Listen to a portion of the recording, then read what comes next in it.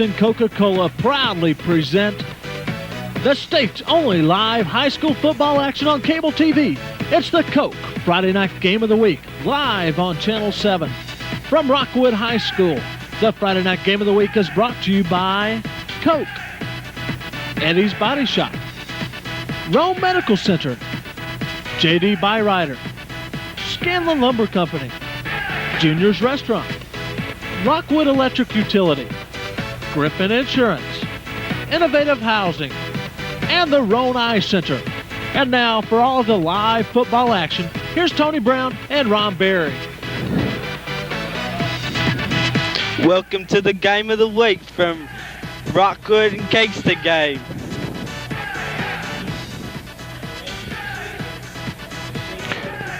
All right, we're here live. You pop the other mic up for us there, Mr. Director. Hello, welcome to the Game of the Week between Rockwood and Kingston. Well, it seems like we've got Forrest Gump. Forrest Gump is joining us right here in the studio here tonight, Tony Brown, and we'd certainly like to welcome old Forrest here. We finally got him in Rome County. We've tracked him down, and I guess he's been, he's been running all over the country from UCLA, I guess, was where we picked him up, and certainly like to welcome here to Civitan Field in Rockwood for tonight's big non-region game. But Tony Brown, tell anybody that this game doesn't count, and they haven't been in Roane County very long, because this is a game, the newspaper this morning labeled it probably best. It's bragging rights, it's pride, it's all of the above for this game here in the county tonight. We had the first one between Harriman and Kingston. Now this is the second big game between Kingston and the Rockwood Tigers, and this is certainly one that started way back in the summer. You mark it on your calendar. This is the one that you play for nothing but bragging rights, because it doesn't count in the region. Well, Tony, I tell you, this game, even with the Forrest Gumps and all of the other celebrities that are here tonight, and certainly, Tony, as you look around, lots of folks here. The Kingston side already full. We knew it would be. Rockwood side certainly filling up. And the thing is, you look around, Tony, folks that have been out of school here for many years coming back, that's the kind of ball game that you expect. That's the kind of crowd you expect for this one. And we've had a lot of callers, Tony, the last couple of weeks questioning why you play at Kingston. This is why you play at Kingston. Well, you just look across the way here. The parking lots are filled up. The roads are still full with people coming in. And you've got the traditional people standing behind the fence at the scoreboard here. They'll be 6 and 7 deep before this night's over with, and they're expecting a good game. And this is probably going to be one of the better games that both these teams will see during this year, and probably going to be one of the best games in years past. So look for an exciting game here tonight. Both these teams up, both of them coming in 2-0 into tonight. Both of them have won a region and a non-region game, so it ought to be exciting tonight for the fans and the viewers of Channel 7 and the Johnson Coca-Cola Game of the Week. This football game is one along with the Harriman game that is really special. If you've played in one, it's special. This is probably the first time since 1992 that the Tigers have put together a team, because they've been young. They've had freshmen starting 2 years ago, Tony. So this is the year that we've talked about cycles, the ups and downs in small high school football towns. And this is the year that the Tiger fans have put on their calendar. This is the one they're looking for, and certainly a win here tonight puts the Tiger program back on track for the rich tradition that's been here over the years. Coronavirus is changing the way we live our lives, but seriously injured people still need our help. At OEB, we're committed to helping you no matter what. So, we've introduced a system where we can take care of your case almost completely electronically. You don't have to leave your home for us to start helping you.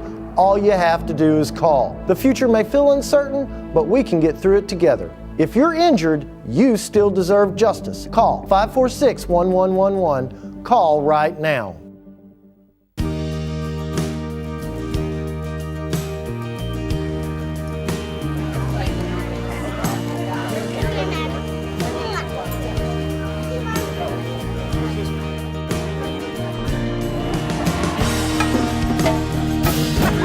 You guys support community here.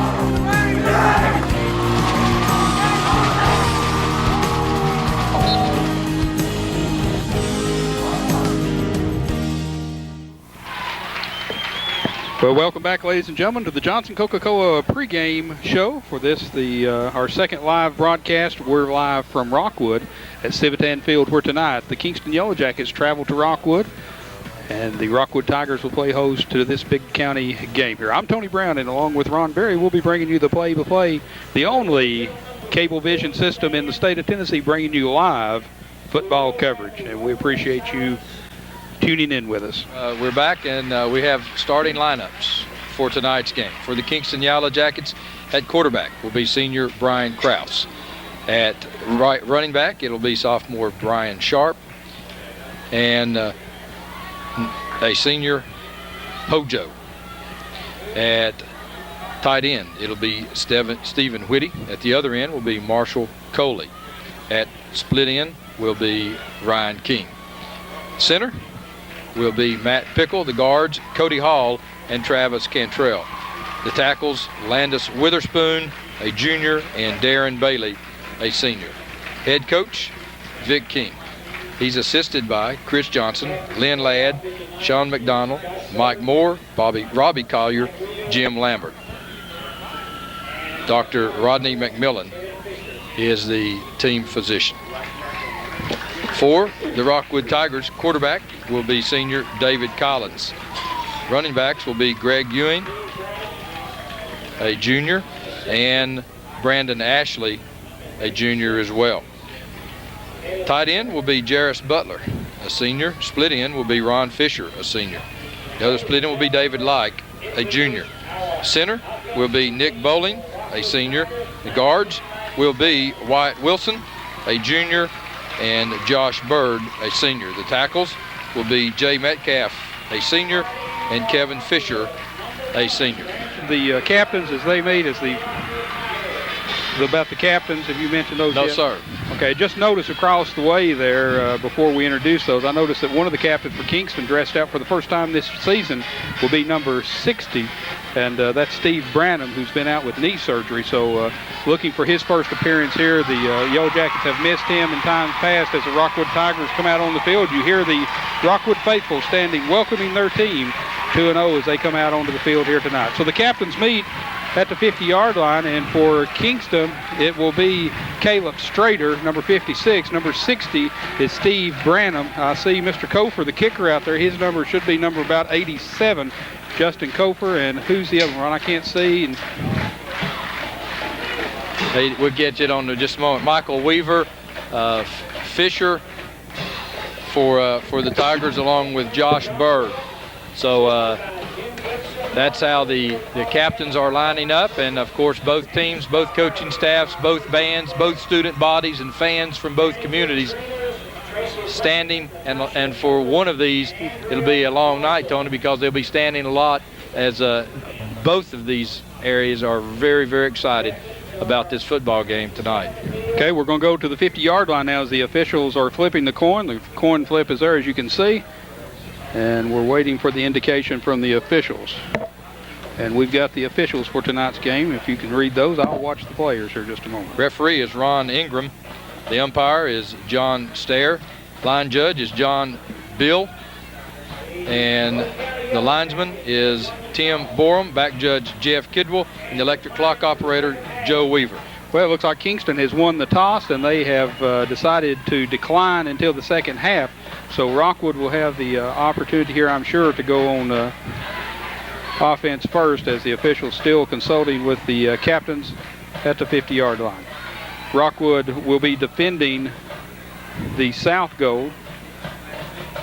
And Tony, one thing Coach John Webb will be trying to get right off the bat here is for his offensive football team to get here and to establish, some time. You don't want to have Mr. Krause on the field too long, because he's a very explosive young man with a good football team behind him. So Coach Webb will be trying to do that. Frank Lambin was the other captain for the Yellow Jackets. Okay. Tony. He's a senior this year.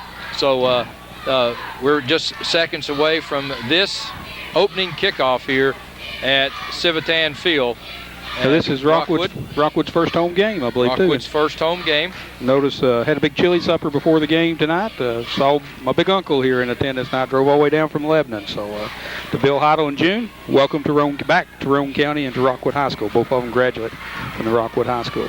So, Tony, the young man that you mentioned, Justin Kofer, will be set as Kraus, actually on the kickoff team. He'll be the safety man for the Jackets, and he really will just sort of sit back and wait as Greg Ewing will take it at the 5-yard line. Good kick there by Kofer as Brian Sharp comes around, and Rockwood's loose for some yardage here, Ron Berry. He's to the 40. Ewing's still loose, and he's going to come down to one man. No, one man. Flag, no flag, and Greg Ewing will take it the distance. There are no flags down. Greg Ewing, 95 yards. Write that down. 95 yards. He took the kick from Kofer at the 5-yard line. He came down the sideline, twisted, turned him, picked him up a good block. I thought Kingston had him at about the 15, but a missed block there. He comes around, cuts back upfield again, carries it into the end zone for the first score here. First play as we have the replay. Tony, you'll see a good cut by Greg Ewing, and then you'll see a great block downfield on the safety valve. Now, keep in mind that Kraus is sitting back here. Actually, Tony, he caught the ball at the goal line. At the goal line there, and let's see how long they give him. 2-3. Now watch the cutback. There's the cutback. Good job right there at the 35. Now the blocker's down the field. You see the green wave. Now watch the block right there. You see Kraus on the ground, and then Ewing taking it the rest of the way. So okay. The point after is good, and the Tigers are up 7-0. Now, I guess that's the flip side of deferring to the second half. I guess so. Okay, with 11:42 remaining in the first quarter, it's Rockwood 7, Kingston 0. Let's cut away for 30 seconds. We'll be right back. At OEB, we're committed to helping people who get injured. With the outbreak of the coronavirus, we understand you might be afraid to leave your home to get legal help. We want you to know that at OEB, we can get you your help by just picking up the phone. We can take care of almost every aspect of your case electronically so you don't have to leave your house. The future may feel uncertain, but we can get through it together. Injured? You still deserve justice. Call 546-1111. Call today. And we're back again as who's kicking? Greg Ewing, maybe? Yes. As he's preparing to kick off, if he's able to, after he just run like a 95-yard kickoff return, Tony, to put Rockwood on the board 7-0. Keep in mind now the first kickoff of the year against Harriman. Harriman almost run the kickoff back. Kicking game was vital in that one. Back deep for Kingston will be Ryan King, number 11, who will field the ball, and he ran one back against Fulton last week, Ron Berry. Well, you got to watch for the same kind of explosiveness. David Locke on the tackle there of Ryan King as King brings it out past the 20. They'll mark the ball at the 24-yard line where Brian Kraus will bring his Kingston Yellow Jacket to the line, being down 7-0 by shocked Kingston fans here.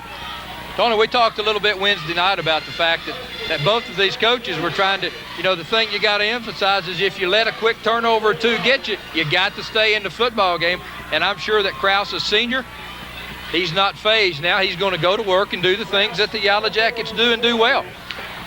Hojo on a big opening up through the middle of the line, and Hojo pick up about 3 as it really closed quickly. Looked like he had a lot of running room, but Fisher came up and plugged the hole. Well, Fisher does a great job there. You can look for us to call his name several times tonight. Kraus goes to the sideline, getting the play selection, comes back to the huddle as Rockwood, they're in a 4-man front. Well, King split wide to the right for the Jackets. Coley out to the left, and again Hojo. Good running room by Hojo. Delay. Good block, good cutback by Hojo. So Hojo, after a missed tackle, gets it all the way out to about the 48-yard line. So Hojo coming out with a big run on a quick opener, and Reggie Chapman's limping off for the Tigers, as looked like he perhaps might have just gotten a shoulder. It looked like he was limping at first, but it's a shoulder. So Reggie Chapman being taken care of by Dr. Tom Evans. Hey, Tom Evans been on the sideline for many a year here for the Rockwood Tigers. Does a great job. This time they'll give it to the up back. Let's see who that is. Number 6, Brian Sharp, sophomore. And he'll get it out, a gain of about 2 yards. Call it 2nd down and 8. Still 10-18 left after the electrifying 95-yard kickoff return by Greg Ewing to open things up here at Civitan Field. Tigers 7, Yellow Jackets nothing, as Krause has his team in the eye. They'll give it to Sharp up the middle. Good running room goes Brian Sharp out to the 40-yard line of the Tigers. Another first down for the Jackets. Rhonda, here's a good indication of the Yellow Jackets' attitude toward football. Come back in, they're down early. Heads-up play, they just keep driving, trying to pick up the first downs, trying to nullify that opening run back. Rockwood will need to stop them here to make sure that the momentum stays toward the Tigers. Hojo is going to get hit in the backfield at the 45-yard line as he gets a handoff from Krause. And it's still a senior, 175 pounds, 6-footer. Comes in and throws him for a loss. That's going to bring up 2nd down and 15. 15. All the way back to the 45-yard line. And as you were talking, Tony, this is the maturity and this is the mark of a good football team. When you let something go wrong right off the bat, no reason to panic. They got right back in their game plan. And Sharp around the left side this time will pick up about the 5 that they lost. Be a big 3rd down play this time. But that's why you like those senior quarterbacks, Tony. Get in the huddle, take charge, and do the things that your football team does well, and you just take it one play at a time. You don't try to get caught up, on one play. McElhaney on the stop for the Tigers. Chapman still being administered to by Dr. Evans. He's taking his pads off, still checking his shoulder. Kingston to the line. Krause hands off to Hojo. Hojo carries the ball down to the 35-yard line, short of the first down by about 5 or 6, depending on the mark. That's going to bring up a 4th down and about 6, About Tony. 6, it appears. And Coach Wilson King on the stop. King with a decision here. Well, not a no decision. He's going for it. They're going for it. Because you're at the 35. A punt probably goes into the end zone. You You're get still back out at the 20. That's right. For a field goal. So it'll be a big 4th down play for the Yellow Jackets. All right, Coley, number 7, and King left. They're split to the right, both receivers to the right. Back to pass is Krause. He's looking for Coley. Coley has it at the 25-yard line. That's good for the first down as he carries it and is knocked out of bounds at the 22. The officials say no, he's still in bounds, but they'll stop the clock to move it. They're going to mark it at about the 23-yard line where it'll be 1st and 10 for the Yellow Jackets. Tony, and he was wide open out into the flat. Somebody lost him for a little bit. Good play by Krause to get him the football, but he was wide open out in the flat. Big first down for the Yellow Jackets now with 7:50 left here in the first quarter of play, trailing 7-0. Sharp, the running back on the handoff, is met and brought down by McElhaney. Pickup of about a yard. We'll call it 2nd down and 9. Tony, what the Tigers are going to have to do, though, they're going to have consistency out of all 4 plays here now. Like on the 4th down play, 4th and 6, you can't give up the big play like that to let them sustain this drive. So Coach Webb is looking now for consistency, stopping them on 1st down, but then letting them have the big play afterwards. Tuggle enters the lineup for Metcalf for Rockwood. This out of time the shotgun. Hand off to Sharp. Sharp's going to be hit, and maybe at the line of scrimmage there, it appears. Well, Aaron Tuggle on a big play that time. But again, now, Tony, you come up with a big play, 3rd down and 8, and this is the one the Tigers are going to have to take advantage of. And again, Krause goes over to get the play from Coach King. The coaches for Kingston, of course, Vic King, the head coach. He's assisted by Chris Johnson, Lynn Ladd, Shane McDowell, Mike Moore, Jim Lambert, and Robbie Collier.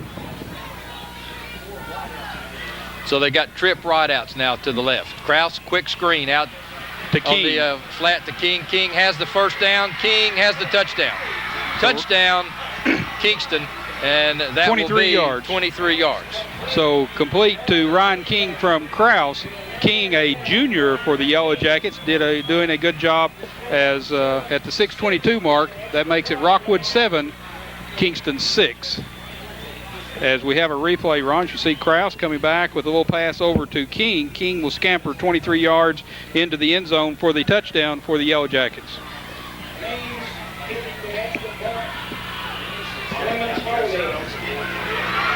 The kick is up. The kick is good as Koper comes in for the kicking duties. So we're tied at 7-7 with 6:22 remaining first quarter. We'll be right back after these words.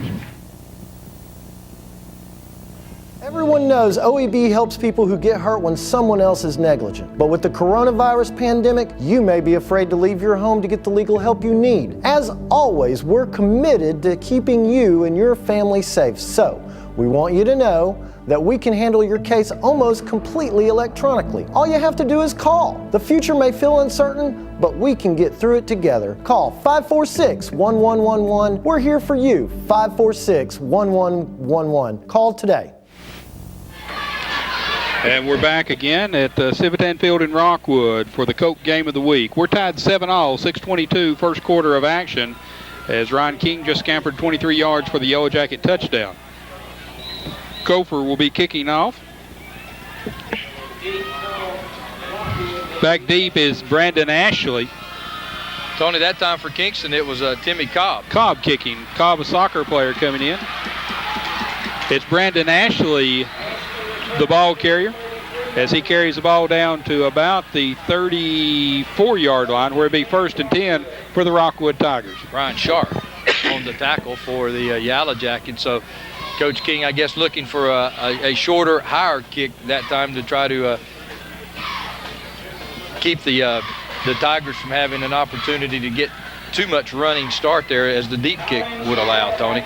Anyway, the Tigers now go to work with their first offensive play of the evening in the I formation. Collins on the keeper. Back to Ashley on the option play, and Ashley cutting back is in the clear. Ashley has Brian Sharp, Klaus to beat, and Ashley will leave him and score. No flags down, and on the second offensive play, Brandon Ashley will go 36 yards. I tell you what, Ron Berry, this is going to be an explosive ball game here at the 6-minute mark. Rockwood scampers in for the touchdown, makes it 13-7 as Brandon Ashley, number 1, carries the ball for what? Have you got that? 66 yards. 66 yards as we've got a replay. Our screen's kind of fuzzy up here, guys, if that means anything. We apologize for the technical problems we're having with the cable system. As you see, Ashley running into the end zone for the touchdown.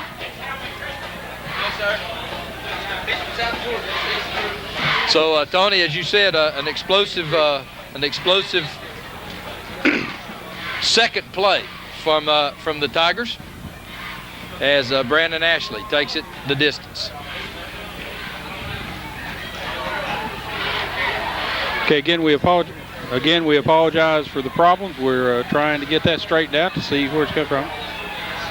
Mentioned that earlier, if you'll remember there, Mr. Director. So we're waiting for the Rockwood team to come over as okay. We'd remind everyone that we'll be replaying this ball game Tuesday night in its entirety at 7:30. So if you want to tune in, if you miss something here, we guarantee it'll be just a little bit sharper on the replay. So Rockwood lining up for the extra point attempt. They lead 13-7. Greg Ewing out of the hold of Mr. Collins. We'll try it. And Tony, these extra points in a game like this going to mean a lot, aren't they? Really, really big. He puts it up and through. So we're tied, or we're not tied. Rockwood's ahead 14-7 with 6 minutes left to go, Ron, after their first 2 plays on offense. They've scored both times they've handled the ball in the first play. So let's go back and take a commercial break. We'll be back with more live football action here in just a moment. Coronavirus is changing the way we live our lives, but seriously injured people still need our help. At OEB, we're committed to helping you no matter what. So, we've introduced a system where we can take care of your case almost completely electronically. You don't have to leave your home for us to start helping you. All you have to do is call. The future may feel uncertain, but we can get through it together. If you're injured, you still deserve justice. Call 546-1111. Call right now. The insurance companies in the... And there's a short kick, and Kingston lets it go. I think they've touched the ball. Ryan King's going to field it at about the 6-yard line. King, the runner, coming up the left side. He's going to be run out of bounds at the 30-yard line. And there's a flag down apparently for a late hit as we saw Ryan King fall into the kicker's net. And I think there's a flag on the play across the way there, as probably will go against the Tigers, as the officials will come over. And they come over, personal, as we see the replay, personal foul. And there's the hit right there that knocks Ryan King into the kicker's net. So that penalty will be against Rockwood as the officials gather the ball and step it off. They'll mark it at about the 44-yard line, 43-yard line after the personal foul. So that'd be a 15-yard penalty at the 5:51 mark, first quarter. Rockwood leads 14-7 over the Kingston Yellow Jackets. Tony, I don't see Reggie Chapman back in the lineup yet for the Tigers. Has he gone to the locker room? Well, I couldn't see. I saw him talking to Dr. Evans there a while ago. Don't see Dr. Evans either. So okay. I would say that he's gone to the sidelines. As Sharp comes over, carries the ball to the 50-yard line, be about 3 yards short of the first down, brings up second down at about third. On the tackle for Rockwood, Derek Pear, a junior, number 46. There's another kid that doing a great job for the Rockwood Tigers, Ron. Another young kid that's played a lot. Well, he started as a freshman as well, Tony, and has taken a lot of lumps, and now in a position to try to dish some lumps out as the ball just on the Rockwood Tiger side of the field. Really like his versatility, you know, a catcher on the baseball team. I'm kind of partial to those catchers. Sharp. Sharp again on a big hit. Big hit by Tuggle. Tuggle comes in. He's a senior wearing jersey number 75. Does a good job there on the hit for Sharp. He's going to throw Sharp for about a yard loss. It's going to bring up third down and about 4. That's the second big play for Tuggle now tonight defensively, and also at a defensive end position that time, Reuben Reynolds waiting in the wings. But another big play for the Tigers on third down. They've had Kingston in several big third down situations here tonight already, Tony, and so far the Yellow Jackets have been able to overcome. As Hojo. Again, it'll be a first down run by Hojo. He get it all the way down to about the 38-yard line of the Tigers, and again, Kingston comes out with a big third down play. Looking across the way at the Tiger dinner, I think I saw Mr. Chapman going, the father Chapman going into the dressing room there a while ago. So 1st and 10 for Vic King's Yellow Jackets with 4:21 left, first quarter of play, 14-7.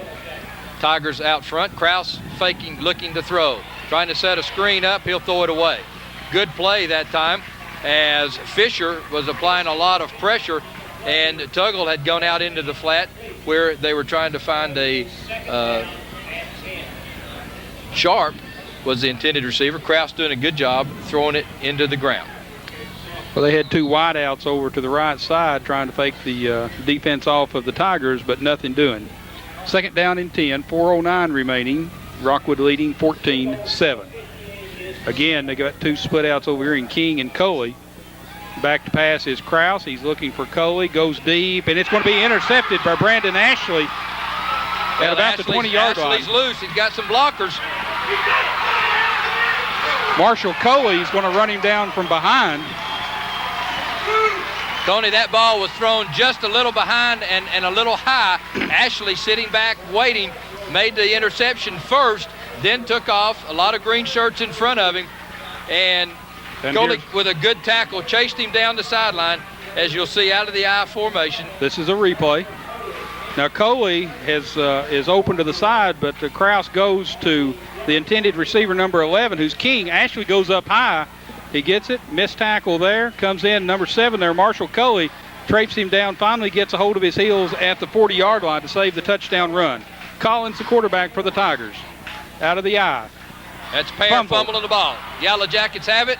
I think so, Tony Brown. I believe so. As Pear was the ball carrier, it was stripped away, and the Yellow Jackets come up with it on about the 32-yard line. So 2 turnovers in 2 plays, Ron Berry. Well, Tony, they had Brandon Ashley on the sideline after the interception, the long run. They had brought Pear into fullback and had moved Ewing to tailback. Here's Collins, the quarterback, on the replay. Pear, hands off, and number 76 causes that for Kingston, and that is Bailey, Darren Bailey. So the Yellow Jackets get it back, just about like a punt would have been, Tony Brown, all the way back to now the 32-yard line. 2 wide outs left. Kraus coming right back to throw, a little wobbly over the head of King that time. Well, I tell you what, Kraus had a lot of time that time, and King had good position. Greg Ewing had collided with another player over there, or he'd been in possession to intercept that ball, Ron Berry. Again, it was overthrown as it was intended for King. 3:39, first quarter action here at Civitan Field. Rockwood leading 14-7. You're watching Channel 7, the Johnson Coca-Cola Game of the Week, live, a production of BBB Communications. Coach Hoot Gibson, defensive coach for the Tigers, always doing a good job. Quick pitch out to Hojo on the left side. Hojo across the 35, breaking some tackles and still on his feet all the way down to the Kingston 49-yard line. Wyatt Wilson on the stop. Wilson, a junior. So first down, good running there by Mr. Hojo. 3:28 left, first quarter of play. 14-7, Tigers with a lead. And the Yellow Jackets will send out wide to the right. Ryan King, Marshall Coley in the slot. I formation, Kraus back to pass. Looking out into the flat, now going deep. Long pass to King, he's there. Pass overthrown. Well, Kraus was almost hit there as somebody was coming across the right side there, Ron, almost untouched. And I believe that was Kevin Fisher who was sneaking across the way there. And if Kraus hadn't got that ball away, he was fixing to get waylaid as Fisher was untouched. He laid it out about 50 yards, Tony. King just couldn't quite run under it. So it's going to be second down and 10 for the Yellow Jackets. Coach King really likes to throw those long passes there. So look for that play again, Ron. Well, and look for him now, though, to come back, Tony, and perhaps hit the slot man or hit one across the middle. Coming into the ball game will be Ben Alley. As this time they give it up the middle and a big running room. Brian Sharp, good job. He literally tries to run over Ewing out there, and so it'll get it all the way back down to the Tiger 33-yard line. Big run that time by Brian Sharp. And again, Ron, as we said, he's just a sophomore, scored 3 touchdowns against the Fulton team last week, so really stepping in, doing a good job for Coach King. So we've got 2:56 left here in the first quarter of play. 14-7, Tigers over the Jackets. Jackets with the ball, they're on the move. After the fumble recovery, Hojo into the secondary, and he'll get it down, his knee probably down around the 22-yard line. Another first down for the Yellow Jackets. And Tony, this drive started after a fumble recovery. David Collins, number 4, the first one to hit him, and then Brandon Ashley comes in and makes sure that Hojo gets no more out of that run, but enough for the first down. They'll have the ball on the Tiger 21-yard line, where it'll be first and 10. 2:27 remaining, first quarter of action. Kraus, the quarterback. First man Sharp again. And this time on the right side of the Tiger line, McElhaney is there. McElhaney been doing a good job for the Tigers. So once again, Tony, on first down, generally the Tigers have done a pretty good job. They find the third downs are the ones that are really causing them the most trouble here, trying to keep Kingston under control. But now in a split backfield, Ben Alley in the lineup for the Yellow Jackets, number 10, as he's split right, Coley left, and it goes to Coley. Coley's going to be complete. He's going to be knocked out of bounds. What are they saying? Don't see an indication from the official yet. Well, they're saying out of the bounds, Tony, at about the 3-yard line. Okay, the official kind of late. I don't know what he was looking for, unless it was his beanbag to mark the ball instead of marking it with his foot. The other official still looking to see what his indication was. So that'll bring up first and goal to go for the Yellow Jackets as the pass from Krause to Marshall Coley complete. Tony, coming into the football game for Kingston is Luke McAmus, a sophomore. He scored a touchdown last week. As the Yellow Jackets now will, well, on quarterback sneak, and it'll be second down right at the goal line. Well, I'm getting these phone calls from up around the west as we've got a baseball game going on up there. Trying to check in on the score. Some of the faithful from around Kingston playing in a tournament this week. So it's going to be second down and less than a yard for the touchdown as the Yellow Jackets. Full house in the backfield, and again, Krause on the quarterback sneak. If he went forward at all, he's got to be in. Well, they're saying third down, so they're saying that yes. Krause didn't get in. I don't see how. Yes, go ahead. I don't see how he could have had any forward progress and not get in. But let's see. Kingston right up against the goal line. So any forward progress at all, and look for Krause to probably try the same thing, because any forward motion at all is going to get the Yellow Jackets in the end zone.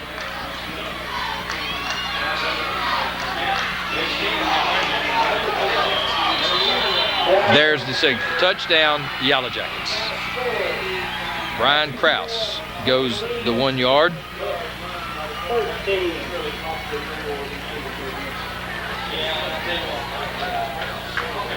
And the Yellow Jackets with 12 seconds left here in the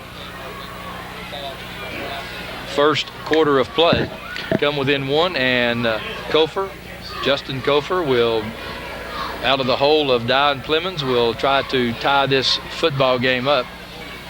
Dylan Clemens, the holder, got a brother playing up at UT, Ron. And Tony, that was a great drive by the Yellow Jackets that time on the fumble recovery, taking it down the field. It was on about the 32, 33-yard line of the Yellow Jackets, and kick is up, and the kick is good. So we're tied now with 12 seconds remaining in the first quarter of action, 14-all. Ron, let's take another commercial break, and we'll be back for the kickoff with 12 seconds remaining after telling you once again the score: Rockwood 14, Kingston 14. At OEB, we're committed to helping people who get injured. With the outbreak of the coronavirus, we understand you might be afraid to leave your home to get legal help. We want you to know that at OEB, we can get you your help by just picking up the phone. We can take care of almost every aspect of your case electronically, so you don't have to leave your house. The future may feel uncertain, but we can get through it together. Injured? You still deserve justice. Call 546-1111. Call today. Our score is tied at 14 apiece with 12 seconds left here in the first quarter of play. Timmy Cobb will do the kicking for the Yellow Jackets. It's a short, it's a high kick, and it will come down to Michael Weaver. Weaver at the 25, Weaver out to the 30, to about the 31-yard line. So the senior will have it for the Tigers, 1st and 10 with 6 seconds left here in the first quarter of play. And we may not get another play off here in the first quarter as the official cranks her up. So the clock will not start. Well, I think they ruled it was out of bounds, I think. So they'll get this one off. In the I formation, David Collins, the senior quarterback. Brandon Ashley at tailback. Ashley this time will be held at the line of scrimmage, no gain, as there for the Yellow Jackets was Caleb Strahler. And that'll be the end of the first quarter of action, Ron, as the whistles have sounded. We're tied at 14-all. We'll be right back.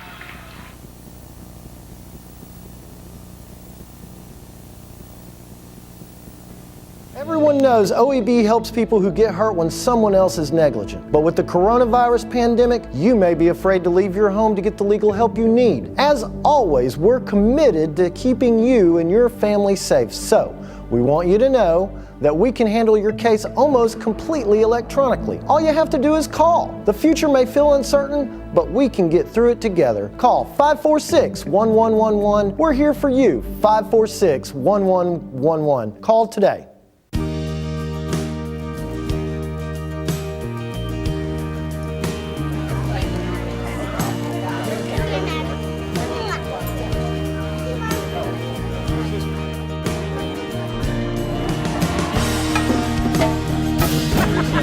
support community here.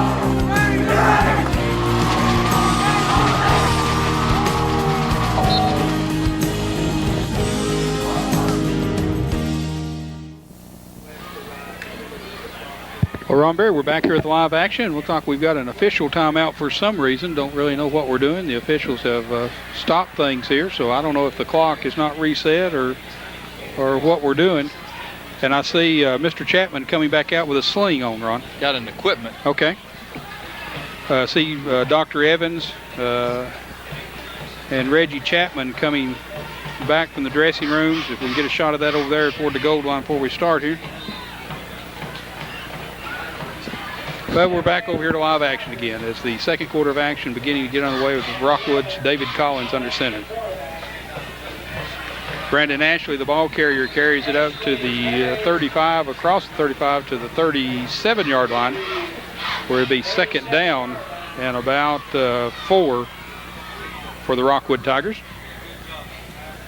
And there's Reggie Chapman, Ron, as he's in a sling there, so some sort of shoulder injury there. So looks like he's out for the rest of this game. Well, a big third down play for the Tigers, Tony, as Michael Light split out wide to the left. Holloway to the right. Collins on the screen. A good screen set up as Greg Ewing has the football, and Greg Ewing still on his feet. And Greg will get it all the way down to the Yellow Jacket 43-yard line. Great call that time. And the Tigers execute it perfectly. Greg Ewing with lots of running room. Big first down for the Tigers. Sean Settles, number 15, on the stop for the Yellow Jackets. First and 10 for the Tigers. The ball will be marked at the 43-yard line. 11 minutes to go, second quarter of action. We're tied 14-all. Weaver goes wide to the left, like wide to the right. I formation set up for the Tigers. Senior David Collins. And Collins this time will get it to Ewing, to Brandon Ashley, and Ashley on a big play that time by the Yellow Jackets. Witherspoon brings him down, and it'll be a loss of about 3 yards. And that's Landis Witherspoon, the brother Carl, was a big part of this program last year. So Landis Witherspoon coming in and making the stop. Brings up second down in about 11. Ball marked on about the 44-yard line. Well, that crowd has really come in here, Ron. We've got a big crowd here as people standing around the fences all around watching this game. Collins under center. This time Pear, the fullback, and Pear gets it, and Pear will carry it across the 45. He'll get back down to about the 43-yard line. It's going to be another big third down play for the Tigers. Darryl Frog and Wes Bunch on the stop in for the Yellow Jackets. Number 23 is Frog. There's another brother that's got a brother on the UT football. Sammy Frog may have an opportunity. To understand they've been looking at him as a punter after last week's punting situation, not the best. Like and Weaver out to the right. Quick pitch. Brandon Ashley. Ashley up the field. Ashley across the 35.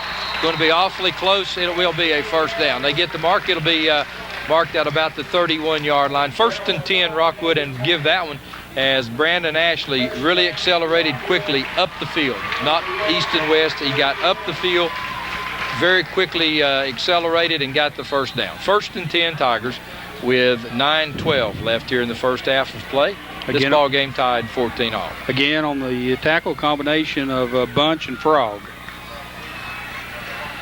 That time they set Ewing off in a little slot, got him an extra blocker out in front. Quick play. Davey Like split way out to the left this time, Ron. Collins. Kingston with the 7-man front. Is going to be hit. Now he pitches it back to Brandon Ashley, and Ashley's in trouble. The whole Yellow Jacket line that time, and really somewhat of a risky pitch that time, but David Collins got rid of it, but still going to be a loss of about 3 yards. Well, Cody Hall blitzed in there then, doing a good job putting him under pressure, and then Luke McAmus comes in and takes care of him along with Frog.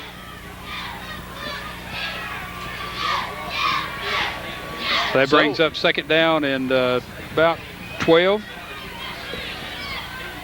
Weaver in for Michael Like as Reuben Reynolds, the tight end. Weaver coming wide to the right. Fisher lining up as the split end. I formation again. Collins, quick look, has him there. And good job there. Making the catch, it will be Jarris Butler. So big play that time by senior David Collins to senior Jarris Butler. On the stop for the Jackets is Stephen Whittier, Jr. 1st and 10 for the Tigers as the sticks are moved and the clock is stopped. And the ball is marked on the 20, let's call it the 22-yard line of the Jackets. Nick Holloway entering the lineup for the Tigers. So this time you got Light coming wide to the right. Jarris will be the tight end, Butler, and it'll be Holloway split way out to the left. Yellow Jackets stunning on defense, and they stunt right into the Tigers play call as Ewing trying to go up the middle, but the Jackets are right there. And that's Hall on the stop, along with Travis Cantrell. So that time the right defensive call for the Yellow Jackets, and it'll be 2nd down and 10. And once again, Tony, 1st down play, the Yellow Jackets have had the Tigers number here about the last 4 or 5 plays. They've had them in 2nd down and 12, 2nd down and 13, 2nd down and now 10. Yep. So we'll see what kind of play they come out with and what kind of defensive action the Yellow Jackets go into. Back to pass, it's Collins under pressure on the keeper, comes back, and he's going to be thrown for a loss as Frog comes down and puts a hit on him along with Luke McAmus. Well, that time, Tony, Collins got to the end and probably didn't get a good read there as the play developed. Brandon Ashley, the trail man, looked like that he might have had a little running room out on the end, but it's hard to make. That's a quick decision that you got to make, and Collins got it, thought he, as he turned it up the field, had some running room. They closed quickly. Good play for the Yellow Jackets. It'll be 3rd down, and as you say, 8 yards to go. 6:09 left in the first half. 14 all our score. 4 down territory as the Yellow Jackets move. A little movement there by the Jackets. So that's a good way to get 5 yards of it back on when you got 3rd down and 8 to make it 3rd down and about 3. Big difference. Sure is. And it opens up a lot on the play selection. Well, it changes that play selection a whole lot too. Kind of takes some of that pressure off. So a little mental error there by the Yellow Jackets to the advantage of the Tigers. Last time, Tony, in this situation, they lined Ewing up in a little slot and came real quick with Brandon Ashley over the right side. This time, though, they stay in the I formation. Collins, quick pitch, this time to Brandon Ashley. Oh, he's got him some running blockers. room. He's got it. He's down inside the 5-yard line. Running hard goes Brandon Ashley, and he'll get it down to about the 3-yard line. And Sean Settles comes in and makes the tackle, stopping the touchdown run by Ashley. Derek Pear now will go in at fullback, and as the Tigers get their goal line offensive unit in, Tony, as Brandon Ashley coming out. So Pear and Ewing will wind up in a wide backfield now behind David Collins. Collins, quick pitch it back to Ewing, and Ewing will go in for the touchdown.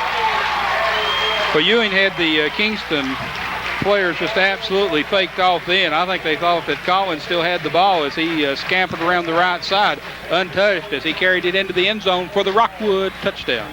And here's a replay. As you see Collins under center, he comes in, fakes it, pitches back. Missed tackle there, and he carries it into the end zone for the 2-yard touchdown. It's Ewing, number 10. Well, you have to respect Pear on that little dive play too, Tony, because he has the ability to take it in. Sure. But it looked like he was open too. Just as Kingston drove it down the field, now the Tigers come back. And Tony, the big thing about it, look at the time that was consumed in that drive. So it will be Greg Ewing now trying to get the kicking shoe on, as Collins will be trying to get the hold, and there's the flag for too much time. So the Tigers will take too much time instead of calling the timeout. So a big decision now. in that Coach John Webb will again elect to kick, as Greg Ewing, he feels confident, can move back 7 yards. So that's the only problem with trying to get one of your current players in with a kicking shoe on. So Greg Ewing, the straight up kicker under the hole of David Collins. Kick is up. Kick is good. 21-14. Tigers have the lead. 5:10 left in the first half of play. And Tony, it's everything that we thought it would be. Well, you know, everybody said it would be a good game, and that's exactly what we've had thus far, 21-14. You know, you got to give credit there to the kicking team, special teams there of Rockwood. As you said, trying to put the kicking shoe on and gets the delay of game there, 5-yard penalty, but then boots it true as he comes through there with it. See Coach John Webb and Coach Paul Kamikawa trying to make sure their special teams here on the kickoff team do not have a mental lapse, as you try to make sure now that you don't give up the easy score. Conversely, Coach Vic King and the Kingston Yellow Jackets trying to make something happen on this kickoff, as deep will be Ryan King for the Jackets, as Brian Sharp will be in the middle. Short. If we've got a update, or if we can get a score of the Harriman-Scott County, we'd appreciate that out in the truck, guys. Big thing on that drive, Tony, a lot of possession time eaten up by the Tigers. Ewing's kick will a line drive kick, hits. As Sean settles the ball carrier as he fields it at the 20 to the 25 down to the 30. He's going to get up to maybe the 32-yard line. As Still they're down. Still up. I don't know why we haven't blown the whistle yet.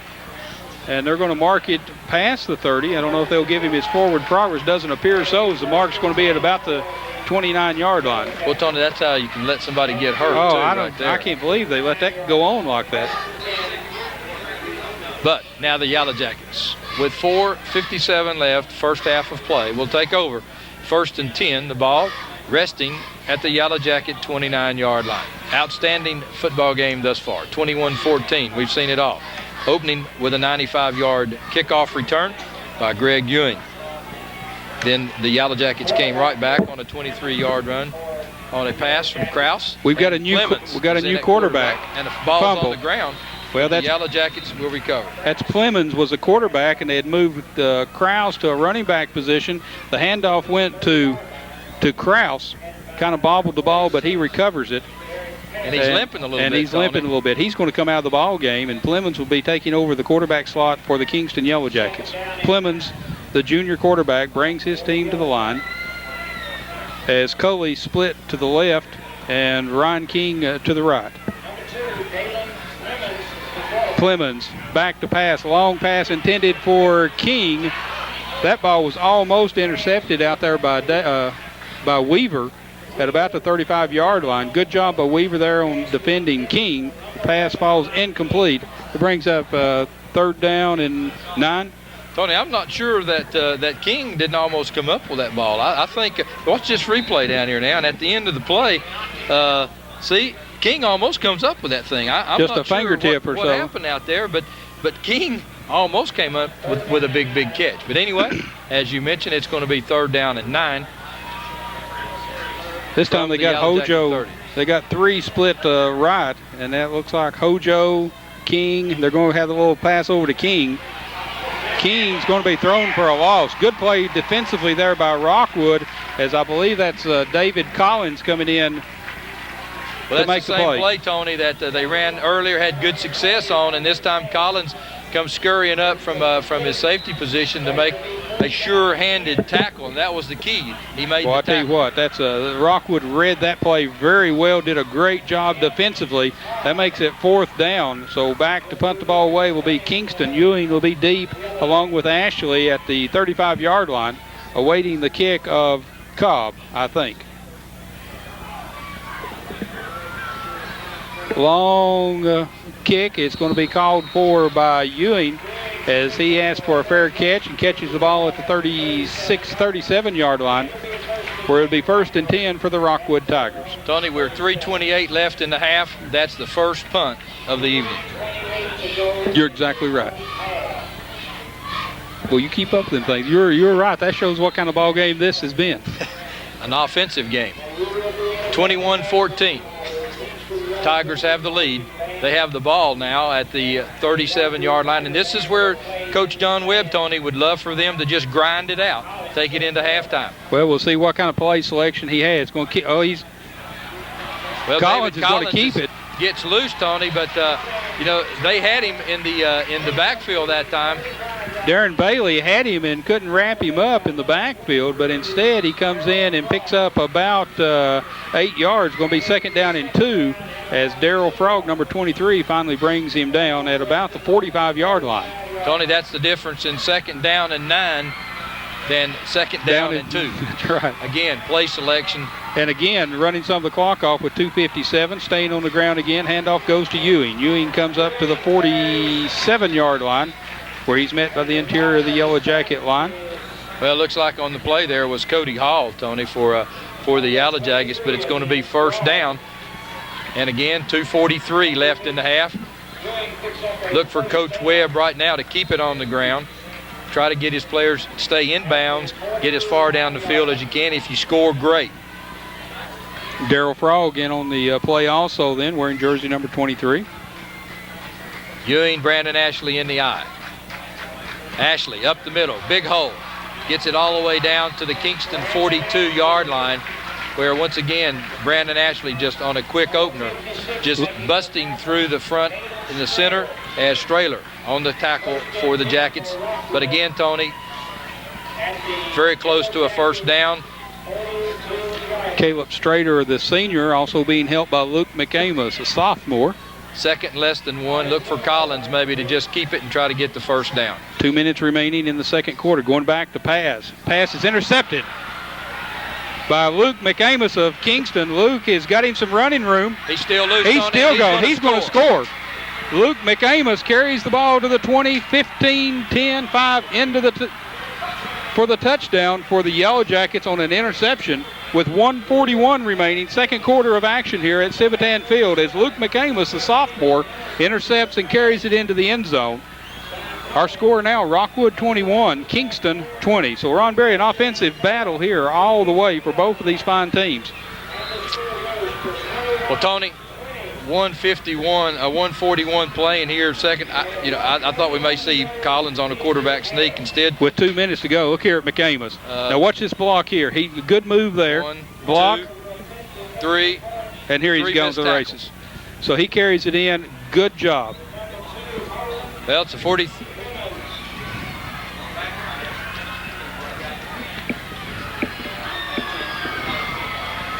Steve Branham coming into the ball game for the Yellow Jackets, a senior. And there's going to be a whistle.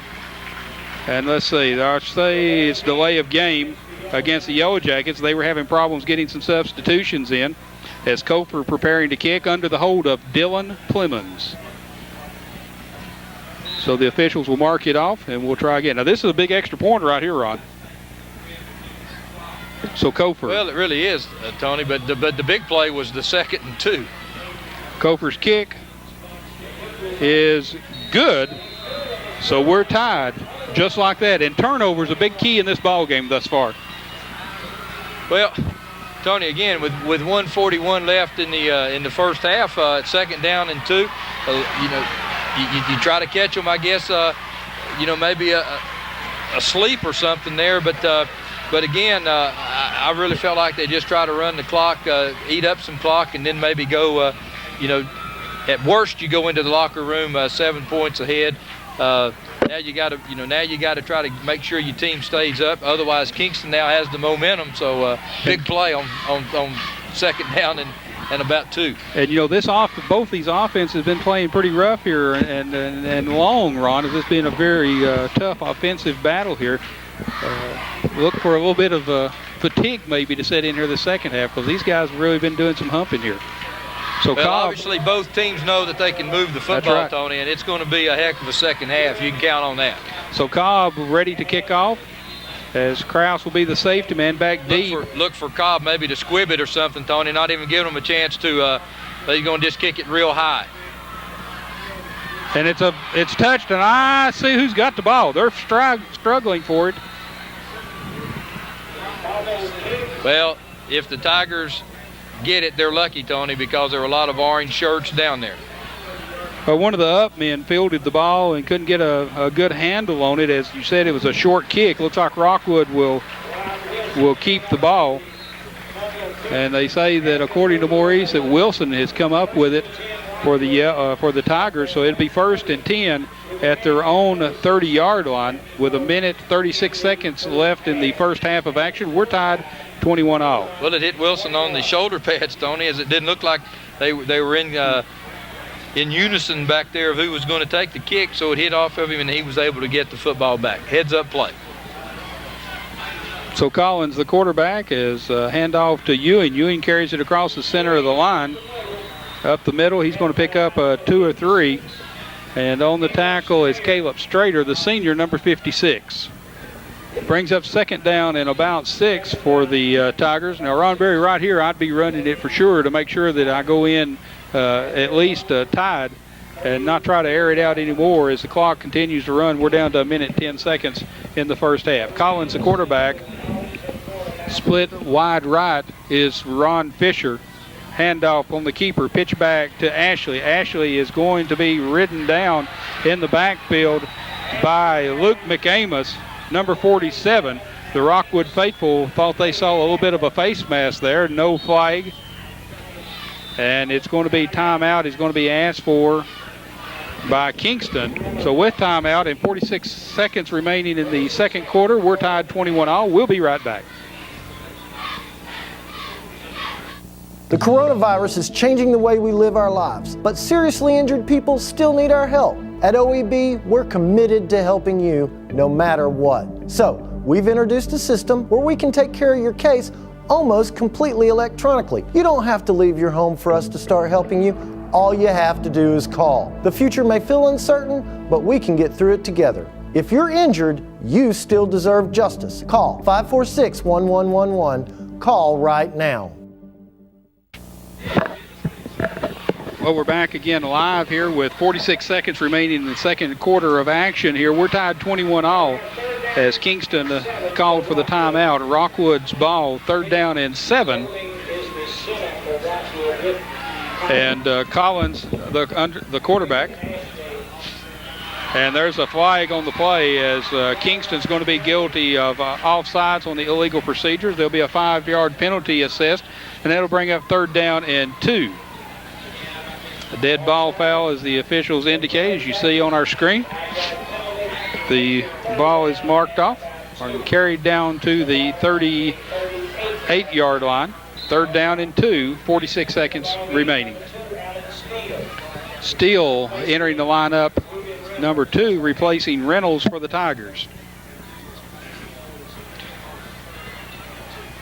Ashley and Ewing in the backfield. Collins, the quarterback, handoff to Ewing. Ewing's got some room. He's to the 50. He's going to be ridden down by Darryl Frog at the 44-yard line, along with number 75, Landis Witherspoon. 38 seconds remaining as we'll move the sticks, start the clock again to be 1st and 10 for the Tigers as they try to get into a hurry-up offense here. Now they're calling timeout. So with timeout, 34 seconds remaining, we're tied 21. We'll be right back. I was out with some friends. Nothing crazy. I was just out for some dinner. The pain was excruciating. It was like someone poured liquid hot magma into my mouth. That pizza was way too hot. I couldn't even enjoy my leftovers. Somebody's got to pay. If you've been injured, call us and let us turn your wreck into a check. Picks up real well. We're back again. I was trying to get a little, get the band director here, Mr. Zach Williamson, cranked up here for the halftime festivities here. So now we've got a little bit longer time out here than usual as the head official comes over and talks to the electric clock operator. May have some kind of problem with the clock as they're discussing that.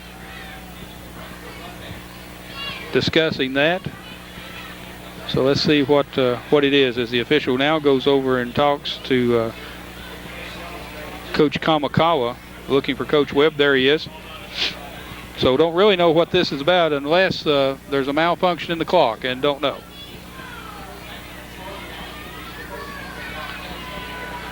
So again, we're waiting to see. And the clock not doing anything, so don't know if there's a problem with it or not. Had an extra long timeout that time, so we'll see if it starts all right. So first down and 10, 34 seconds remaining. And Collins, the quarterback. Rockwood kind of in a misarray here in their selection. Now we'll get things cranked away as they send Locke wide to the left. Collins on the handoff to Ashley. Ashley got a little running room there, and he's going to be run out of bounds by Sean Settles, along with, who's that over there with him? Can't see. By number 43, and that's not on our lineup, so we'll check see who it is. The Yellow Jackets were lining up to come really on a strong blitz, and once Ewing, once Brandon Ashley broke that one tackle, he had a lot of running room and got out of bounds. So again, we've got official timeout here. Again, something's they've called one real long timeout. Still don't know what that one was for. This one's for an equipment adjustment. They're ready to go. We've got the clock set at 25 seconds. First and 10 for the Tigers as Collins comes from the sideline after conferring with Coach John Webb. Collins under center on the handoff to Ewing. Ewing twisting, turning, carries the ball down inside the 15 to about the 10-yard line with 15 seconds to go. And I'm sure that Rockwood will want to call timeout, and indeed they do. Timeout Rockwood, 15 seconds to go as they carry it for another first down as the ball will mark right at the 10-yard line, Ron Berry. And we'll keep it right here with this for this last exciting 15 seconds of this first half of play. Well, Tony, 15 seconds left, and I don't think any timeouts left. So Coach John Webb probably has perhaps 2 shots into the end zone via the air. Well, look for him to throw over here to the short side, maybe, to try to pick him up some quick yardage here. What about his field goal team? Well, you're talking, Tony, if you don't get any closer than you are right now, the ball is right at the 10-yard line. That's a 27-yard field goal. Ewing, you'd give it a shot. I mean, but you got to stop the clock. Yeah. So you've either got to make sure that even on a pass play, they've either got to get a first down, or you've got to get out of bounds, or you got to get in the end zone. So he could probably get 2 passes because they're probably going to be fairly quick. The Yellow Jackets are probably really going to come at you. We got out here to the right now. We've got Allen Steele and Fisher. 3-man front for Kingston. Back to pass is Collins. Collins looking, can't get it off. Steve Branham really pressed him. Oh, that's it. Over now because you're not going to get anything. Okay, being pressured big by Steve Branham and Landis Witherspoon coming back, and they've got 2 seconds, 3 seconds. The worst thing that could happen is that exactly that, Tony. You get in a position to where you can't stop the clock at all. So the Tigers gave it a good shot. They got down here 21-21, moved the ball down the field, just run out of time. So at the end of one half of play, we'll tell you the score is all tied, 21 apiece. And we'll also tell you, Ron, that we're going to try to show you some of the Kingston band, as the Rockwood band will not be performing here at halftime. And in just a moment, we're going to go with Zach Williamson. I think that we've got him. If we'll pipe up this other microphone over here for us in the bus. Okay, so we're going to see. We're about ready to go here.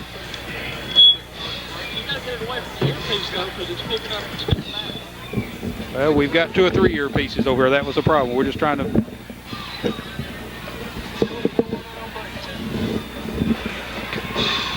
Okay. A very exciting ball game thus far. We're tied 21-all at Civitan Field here, as we will be entertained at halftime by the Kingston Marching Band under the direction of Mr. Zach Williamson. I have no idea what that is. And again, we want to apologize for the technical problems that we're having with our system. We're trying to get that straightened up for you, but again, we would invite you to tune in Tuesday night for a replay of this ball game at 7:30 on Channel 7. A Comcast cable system, and we really appreciate the fine folks at Comcast. Again, we're waiting for the Roane County High School band to come out onto the field. And here we go.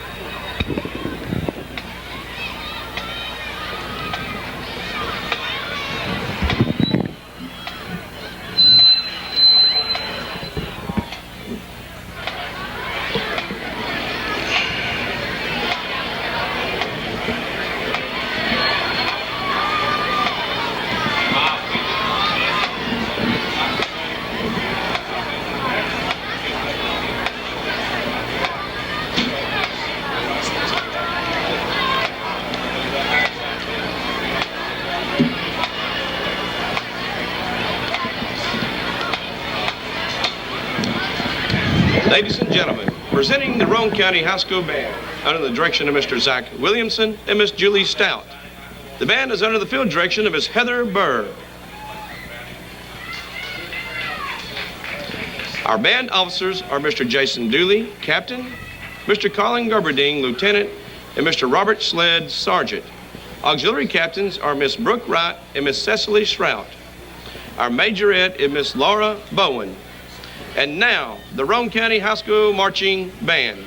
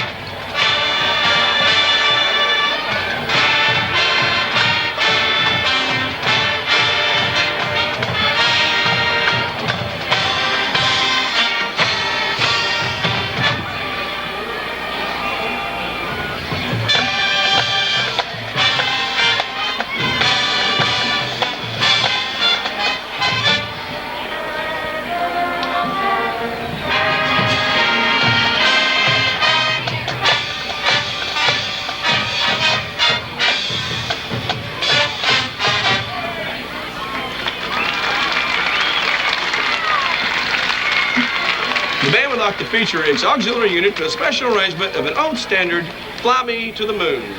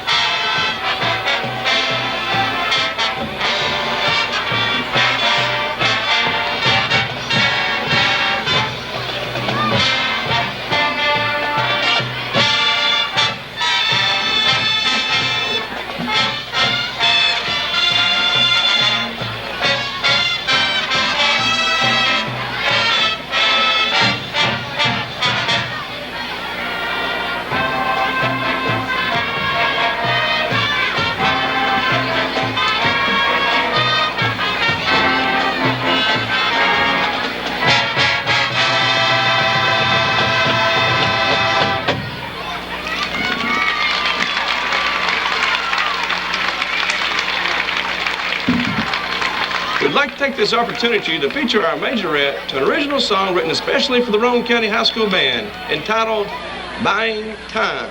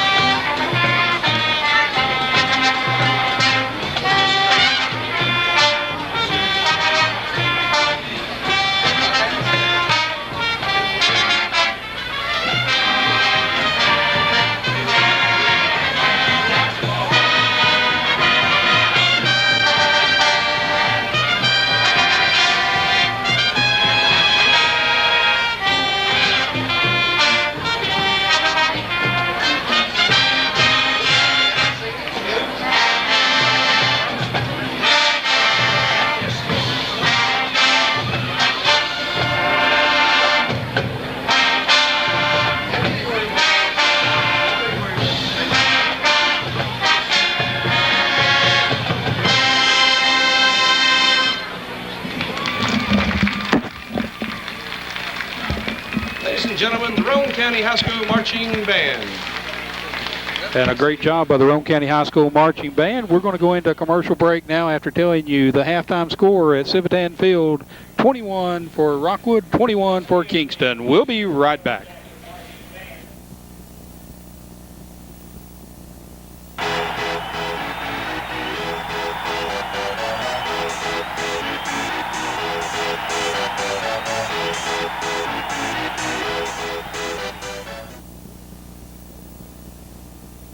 Well, the damage doesn't look too bad. This check should cover the repairs. Oh, okay. Also, you're not covered for a rental vehicle, but we gave you an allowance so that you can get to and from and pick up your vehicle. How's that sound? Sure. Great, fantastic. If you could sign right here, and then you can get on with your life. A smiling cheater is still a cheater. If you want all your money, better call OEB Law and turn your wreck into a check. At OEB, we're committed to keeping you and your family safe. With the outbreak of the coronavirus, we understand you might be afraid to leave your house to get legal help. Now you don't have to. We can handle almost every aspect of your case electronically. Call 546-1111.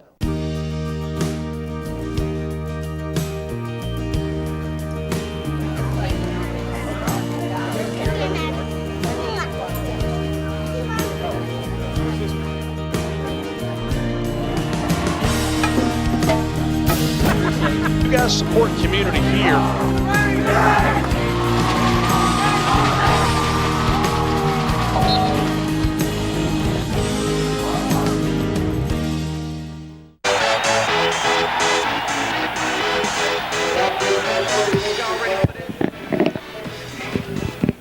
Well, Ron Berry, you couldn't ask for a better first half of football here at the Civitan Field. We're tied 21-all, and two big powerhouse teams from Roane County this year.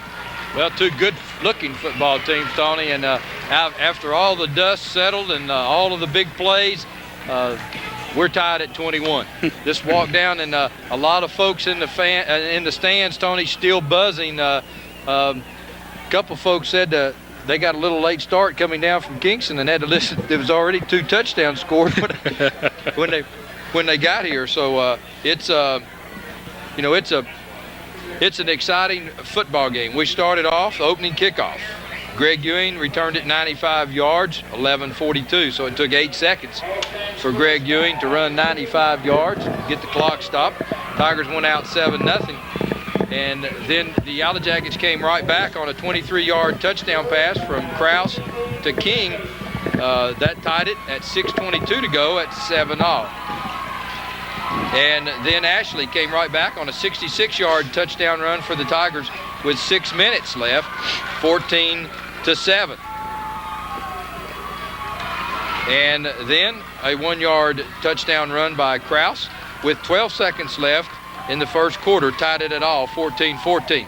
And then in the second quarter, it was a 3-yard touchdown run by Ewing with 5:10 left in the second quarter. Tigers go up 21-14, and then with 1:41 left in the first half of play, 58-yard return of an intercepted pass tied the score at 21-all. Well, Ron, the Captain Bird and Lamberdine go out to the 50-yard line, and the exchange of handshakes with the official. Kingston will have the opportunity for the first offensive play in the second half, as they won the toss early in the ball game and deferred the possession until the start of this half. We're tied at 21-all here, getting ready to get things cranked up, as kicking will be Ewing for for Rockwood back deep. Let's see who we've got. Ryan King, I'm sure, will be back deep, along with Brian Sharp for Kingston. An exciting ball game thus far. Don't look for anything any different this second half, Ron. Well, Tony, I'm sure both coaches said, hey, boys, it's been wild and willy. You're just going to have to, you got to go back and you got to go mistake-free the rest of the way. The kick is going to come out of bounds to start the second half. So the Yellow Jackets will start on their own 35-yard line if they so choose. And Tony, as we were saying, both of these coaches have got to get across to their teams now. The Tigers have got to continue to play heads-up defensive football, and the Yellow Jackets, stay with the game plan that's produced excellent results thus far. We've had one punt in this football game, and both of these teams, Tony, have done a good job of keeping the other team to a very small gain on first down. There's been a lot of 2nd and 12s, a lot of 2nd and 8s and 9s in this game. So Kingston has elected to penalize the Tigers and have them re-kick it. So they think that they can get beyond the 35-yard line. So they'll be kicking from the 35-yard line. Again, it will be Ewing teeing the ball up, and King still deep. And this time he's at about the 15, 17-yard line, somewhere thereabout. Tony, it looked like that Ewing was trying to kick it squib type.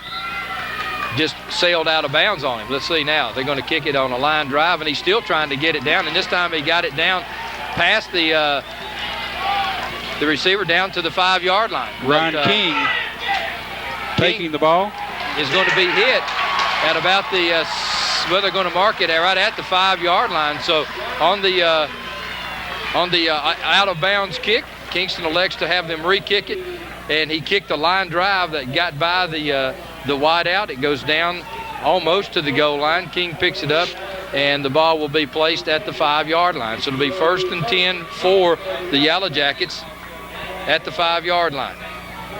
A big play there by the Tigers, getting it back down there. So it's going to be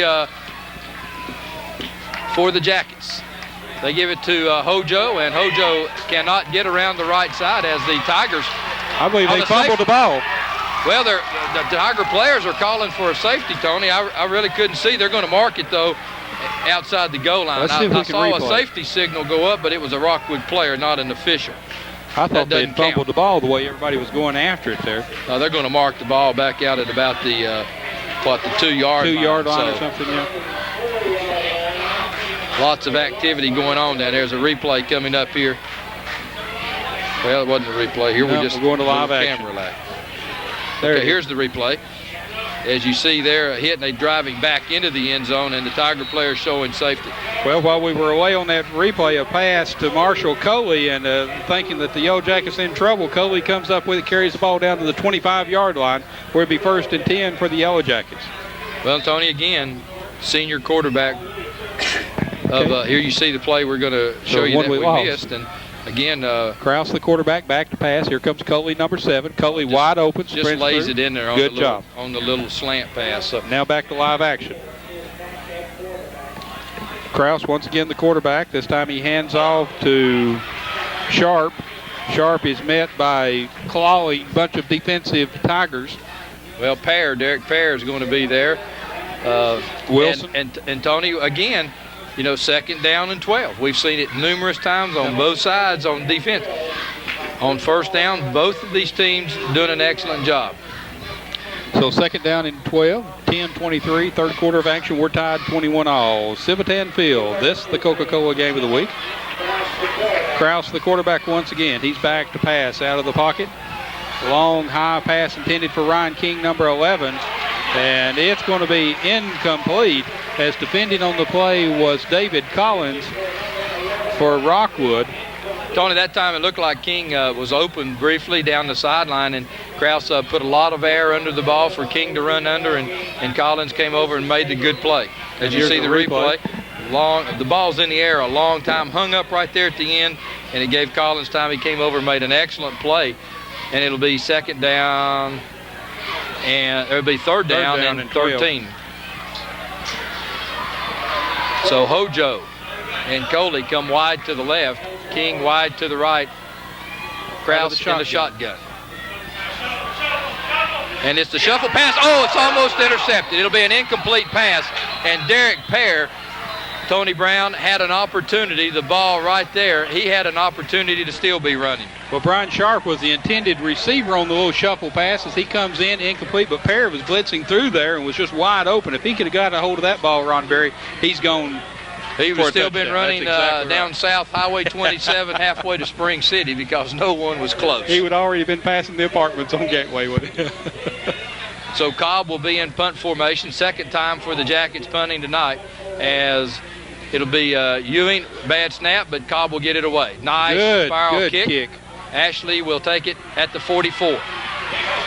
Ashley got some running room.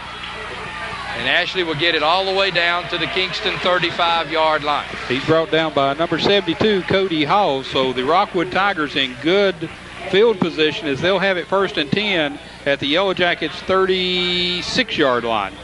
Big defensive series that time for the Tigers, and the Yellow Jackets now will try to do the same as they go on the defensive front with 9:47 left here, second half of play. So Collins, the quarterback for the Tigers, brings his team to the line.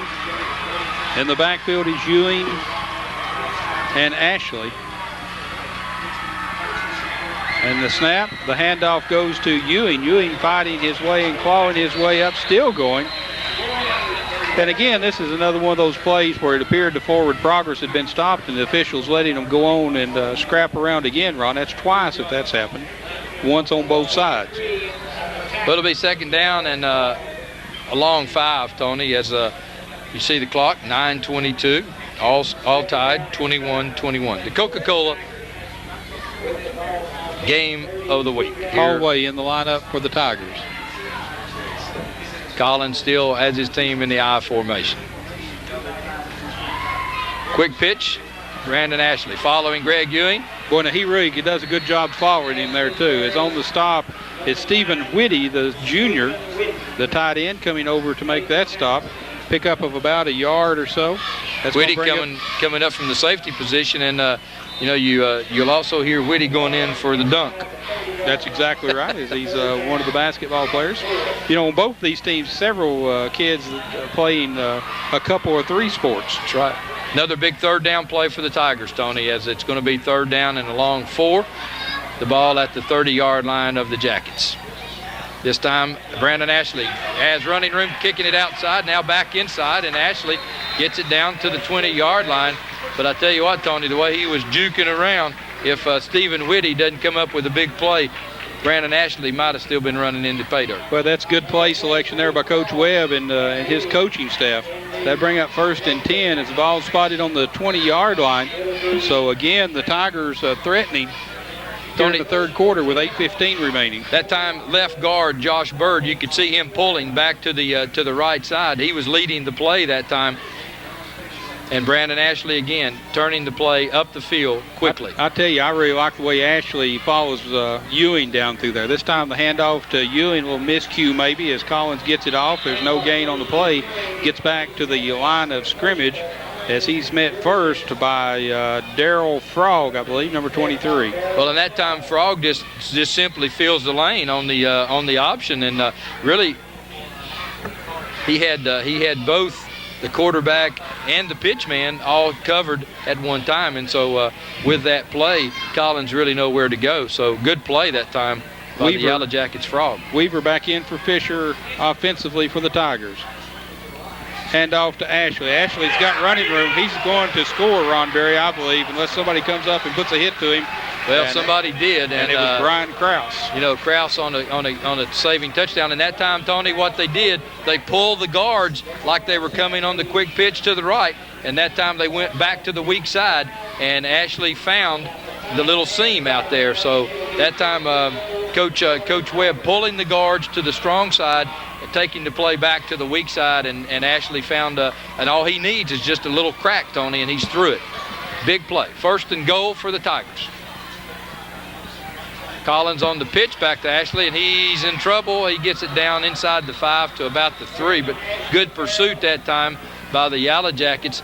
And Tony, that time for the Jackets, Wes Bunch came up and turned it in, made a good play. Wait, and he turned him right into Steve Branham there too. And Branham about 200-300 pounds, his first game back after a knee injury. So a good job there by the Jackets stopping that, as the ball's going to be spotted inside the 5, brings up 2nd down and goal, as the ball's just inside the 5-yard line with 6:32, 3rd quarter of action. We're tied 21-all. Steele goes way out wide to the left. Don't think he'll enter into this play, though, as Greg Ewing takes it in for the score. So Greg Ewing carries it in for 2 yards for the Rockwood Tiger touchdown at the 6:18 mark, 3rd quarter. Your score, Rockwood 27, Kingston 21. His coach John Webb indicates he wants to go for 1. So the kicking team will come on for the extra point, as Collins will be kicking as he's changed. Ewing will be kicking. Collins will be holding as they bring the shoes out for Greg Ewing. And Tony, this series was set up by the good punt return of Brandon Ashley. It was a 35-yard drive by the Tigers. So Collins hold, the kick's up, and the kick is good. So with that extra point by Mr. Ewing being good, with 6:18 remaining in the 3rd quarter, your score 28-21 as you see the replay of the touchdown, 2-yard touchdown run.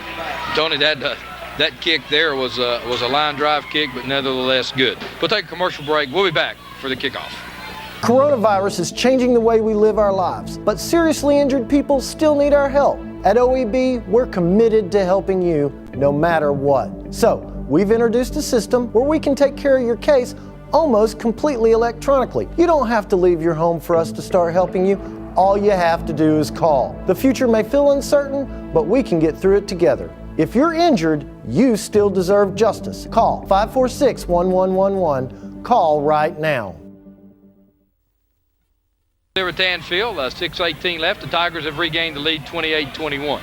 Greg Ewing with a kickoff, kicks it high, and coming down at the 11-yard line will be Ryan King. King looking for a spot. He's got it. He's in the open, and he'll get it out to about the Yellow Jacket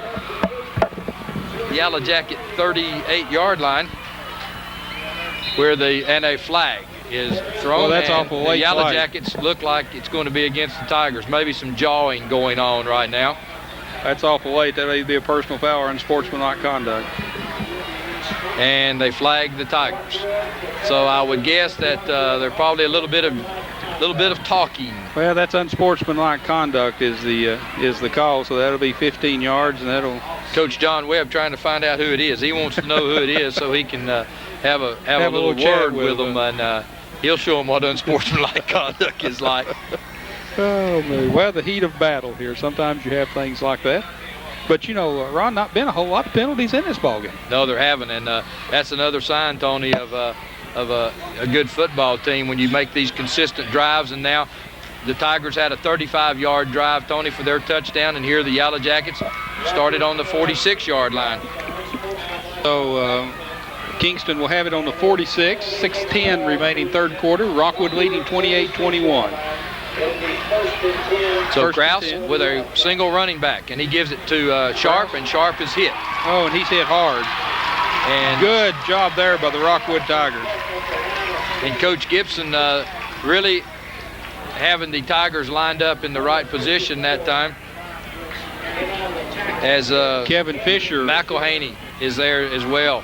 And I tell you, Coach Gibson been in these kind of battles a number of times over his coaching career. This is just another ball game to him. He's walking those sidelines down there just calm and cool and collected. And Tony, once again, we find a 2nd and 12 all night long. Both of these teams defensive.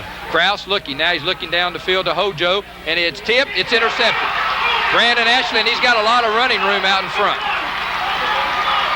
Ashley will go down to the 25-yard line. Let's see if they say he's down. He's down. They're going to mark it at the 26-yard line, and they say he's down. So a big break. And Ashley, Brandon Ashley is up limping. But I guarantee you, Tony, unless it's a broken ankle or something, he'll be back. Looks like it may be a cramp or something, because I noticed when he crossed the 50-yard line here, he kind of changed like a hop jump, and he got a cramp about that time. Marshall Coley is the one that brought him down. So the Tigers now will set back up offensively at the 26-yard line, as you see the replay, as Ashley just sitting back waiting, and you can see him right there, Tony, as you mentioned. Right at the 50-yard line is where it happened. A lot of movement on the Kingston line there as Greg Ewing gets the ball. And he's brought down by Luke McAmus. No flags down, Tony. Awful quick play then. Maybe Rockwood is trying to catch Kingston out of sequence there just a little bit. So that brings up a 2nd down and about 7 with 5 minutes to go, 3rd quarter. Rockwood leading 28-21. And Tony, no one yet been able to go out by 2 scores. So a big possession here as the Tigers now have Derek Pear in the slot. Look for a quick pitch to, there it is, to Greg Ewing, and Ewing still on his feet, and a flag. And that looks like perhaps it's going to go against the Tigers, as it was thrown right at a lineman there, Tony, and a Kingston player still on his back. Daryl Frog is down. Is that where the yes, so look for a clip right there. Look for a clip there, because he went down. As you notice, the medical team from Kingston coming out, and there's Mr. Eddie Lovin. They've borrowed from the UT training staff. And that time, Tony, they line up in the same formation as they had for a couple of the other short plays. As you see, Pear going out and getting the block. There you saw Frog on the ground and Ewing on down the field. So what they're doing is they're just lining up in the slot, adding another blocker out in the front. Quick pitch, everybody's coming. The guards are pulling, getting as many blockers out in front as you see Frog on the ground. And that's a cramp as they're attending him with feet in the air and pushing back to the neck. Well, let's take a quick 30-second commercial break. We'll be right back. At OEB, we're committed to helping people who get injured. With the outbreak of the coronavirus, we understand you might be afraid to leave your home to get legal help. We want you to know that at OEB, we can get you your help by just picking up the phone. We can take care of almost every aspect of your case electronically, so you don't have to leave your house. The future may feel uncertain, but we can get through it together. Injured? You still deserve justice. Call 546-1111. Call today. And Tony Brown, through my Roan Eye Center contacts, I can tell you that he's okay. Well, that's good.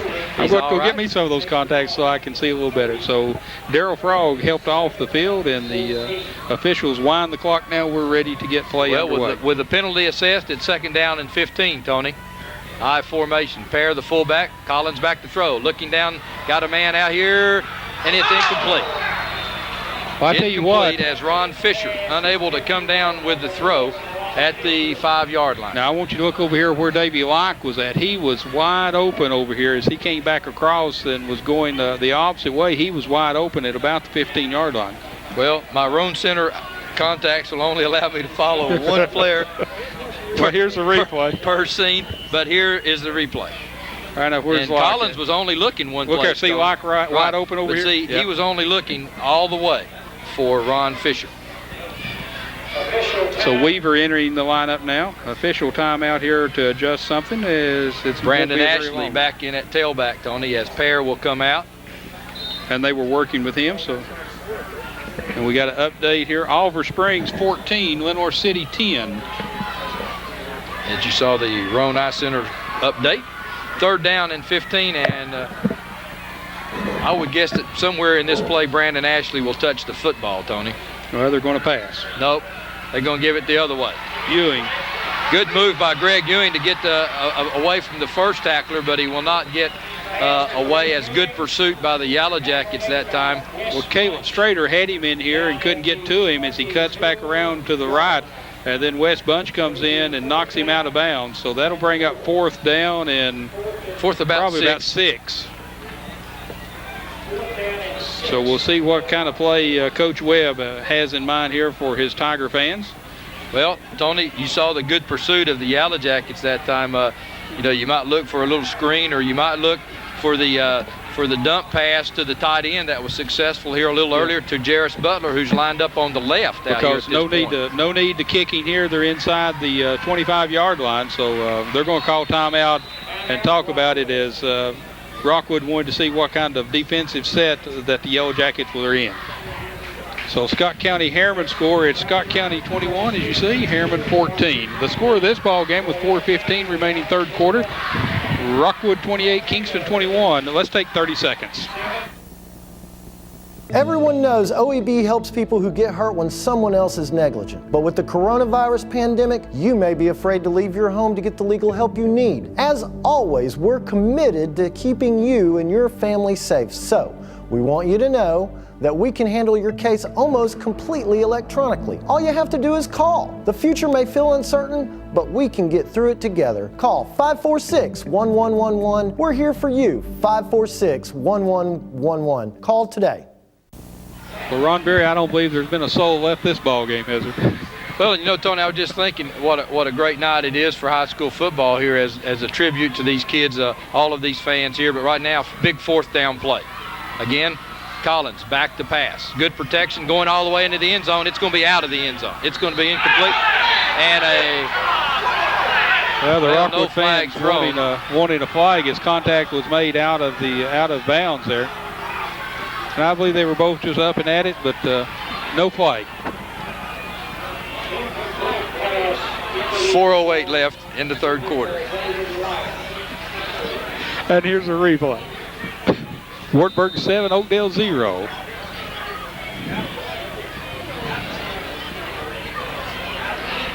And the push at the end of the play out of the end zone. No flags called, thrown, and it'll be Yellow Jacket. So the Yellow Jacket defense, Tony, stepped up and did exactly what they were supposed to do. They don't give in to the Yellow Jackets after the pass interception. And a fumble. Let's see who's got it. Yellow Jackets recover. Well, the handoff was to Sharp, and Sharp loses the handle on it.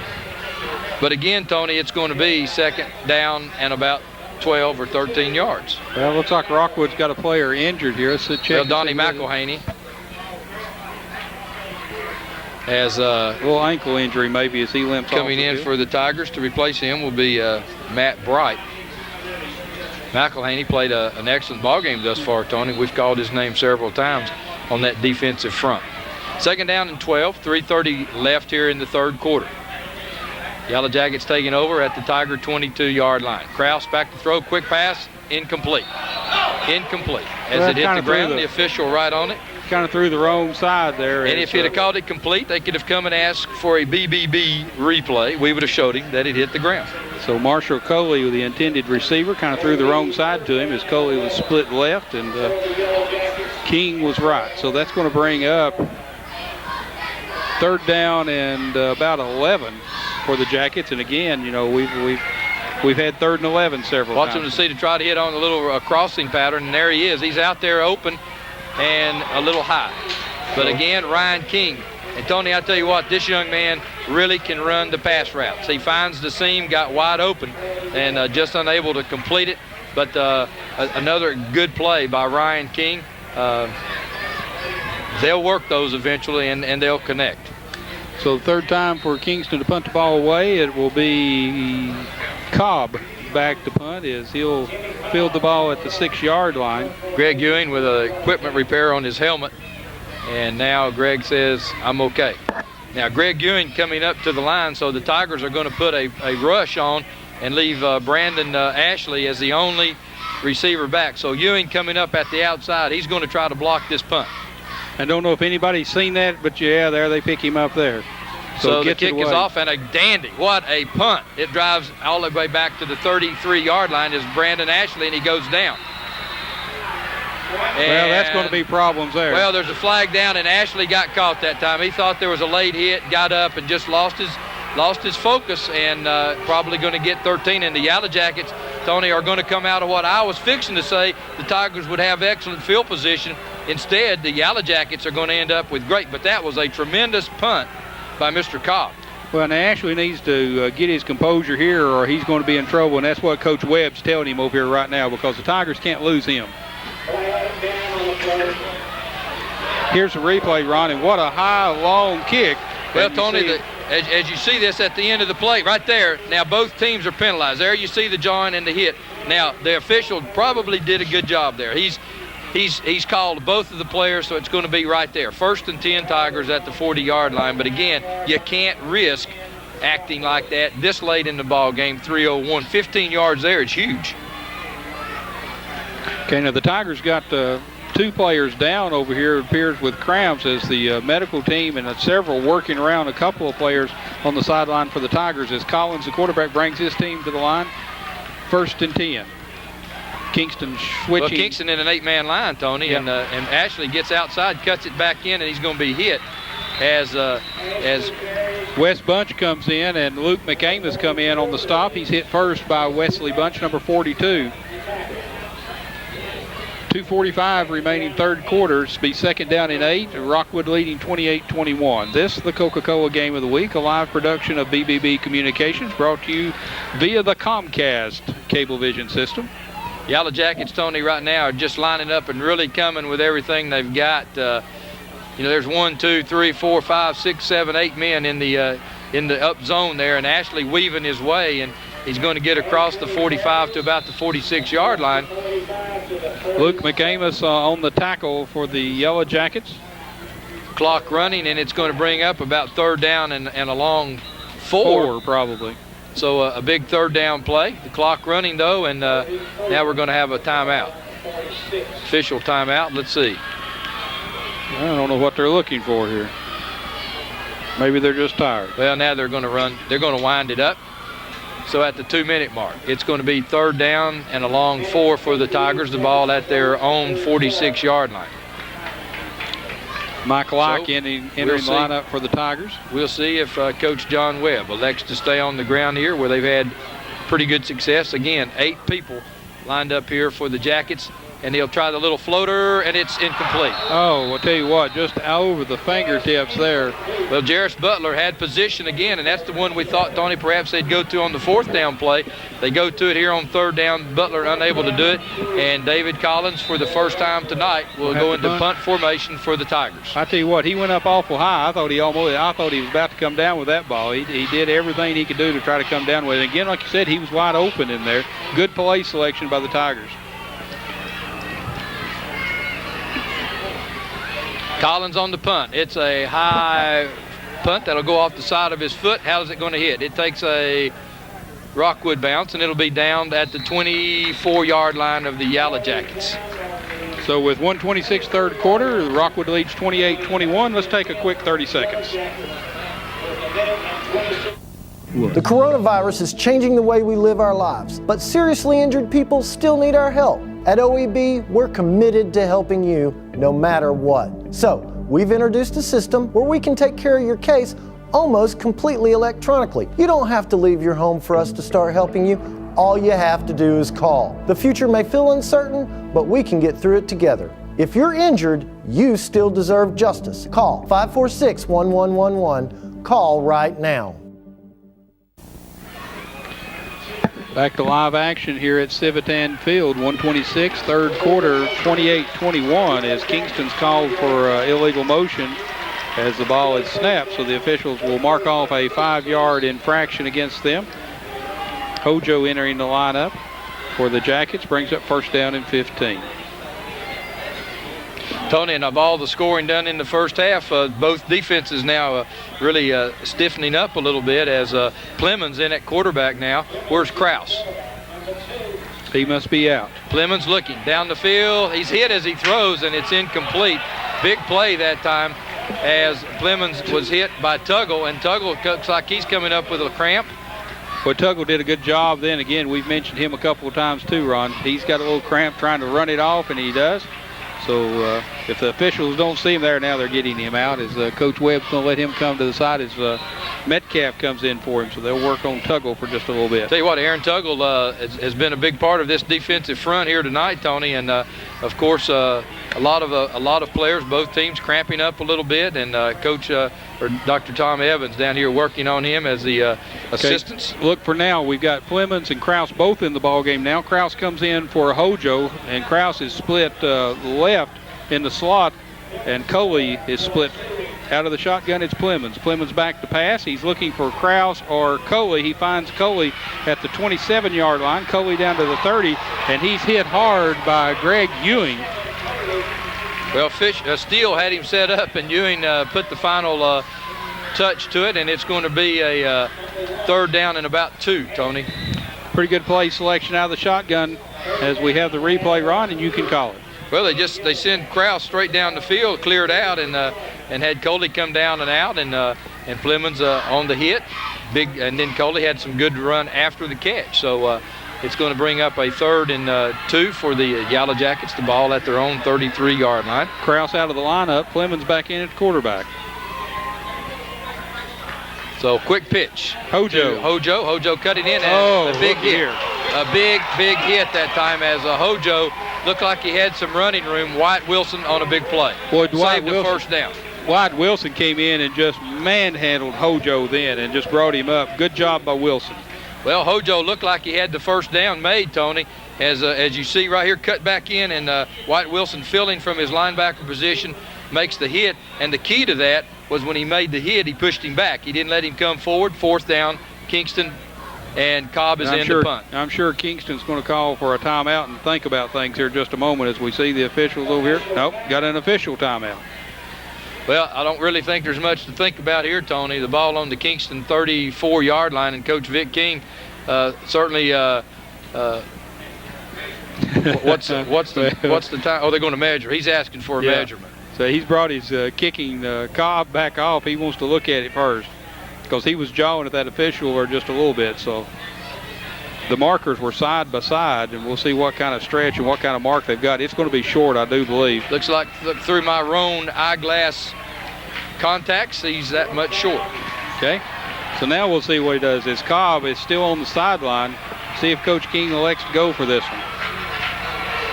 Well, his player's waiting. Hojo looking to put a helmet back on, and here comes the kicker. As much as you'd like to try that, and as much as you think it's only a half a yard with 9 seconds left in the third quarter, if you make it, it's great. If you don't, you're like Coach Toledo at UCLA. You know, you're looking from the to find out what's going on. That'll be the last play of the third quarter. 28-21, Tigers have the lead. We'll be back after these messages.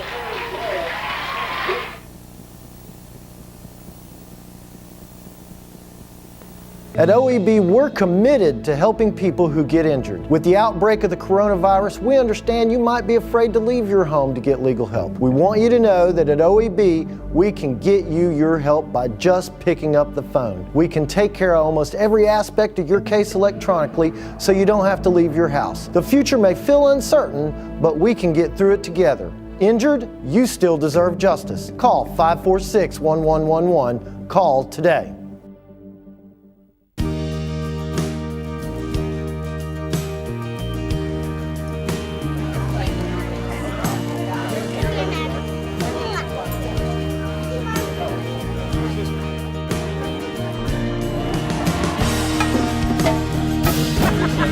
Support community here.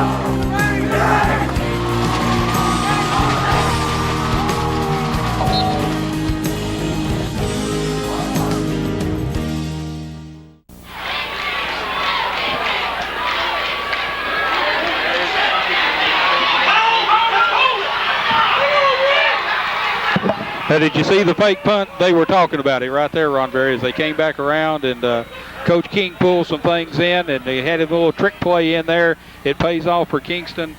1st and 10 at the 46-yard line.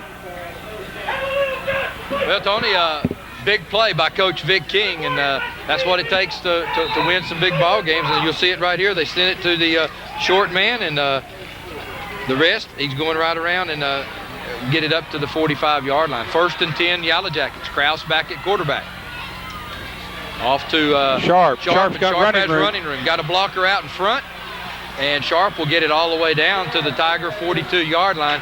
And I tell you what a big momentum change that 4th down play made. Well, that's exactly right. As Sharp comes across, picks up good yardage down to about the 42-yard line as he was trying to pick Coley up.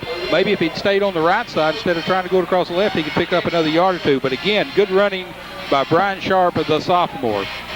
1st and 10 for the Yellow Jackets. 11:29 4th quarter of action here at Civitan Field. Rockwood leading 28-21.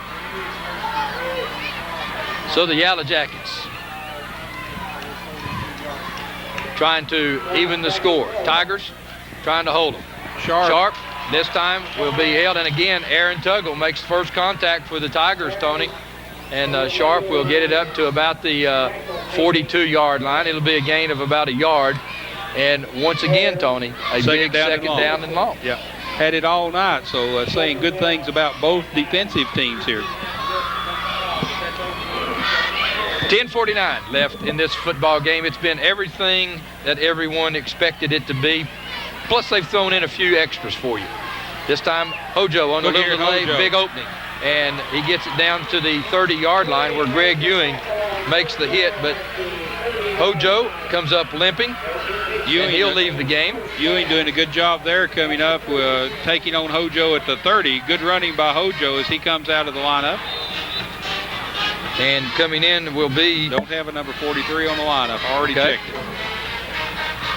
So it'll be 1st and 10 for the Jackets at the Rockwood 31-yard line. Has a great game here tonight in front of a big crowd here at Civitan Field. We appreciate you being with us tonight. Go by and tell our sponsors. As Krause, the quarterback, hands off to Sharp. Sharp's net going to be thrown for a loss. As coming up and hitting him is Derek Pear for the Rockwood Tigers. So Pear, again, a name that we have mentioned several times throughout the year, and he's just a junior, Ron Berry. They'll be coming back again, seeing him again next year. Well, he was, and once again, though, Aaron Tuggle right there to make that help, and the linebackers filling, and Pear making the big hit. And once again, 2nd down and 11. So this is the play that really has hurt both defenses, Tony, as we go through the game tonight. And again, on the open run of the big open hole, gaping hole up the middle, goes the phantom runner. We'll see if we can't find out who that is. And another 1st down. So it's 1st and 10 for the Jackets. The ball down now at the Tiger 18-yard line. And again, lots of big plays off of 2nd and long. Number Krause, 43 is again, will give it through 43, keeps his balance, and gets it all the way down to the Tiger 13-yard line. Patrick Robinette, number 43. Okay.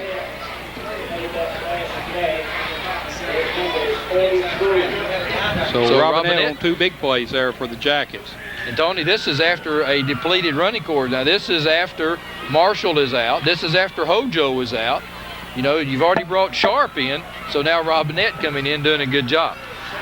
Split backfield. Krause back to throw. Looking in the corner, knocked down. Oh, good job. Reuben Reynolds. Reynolds has got that high there. It looks like he was trying to dunk the basketball then. So Reuben Reynolds with a big hand up in the air. And it'll be 3rd down and about 5.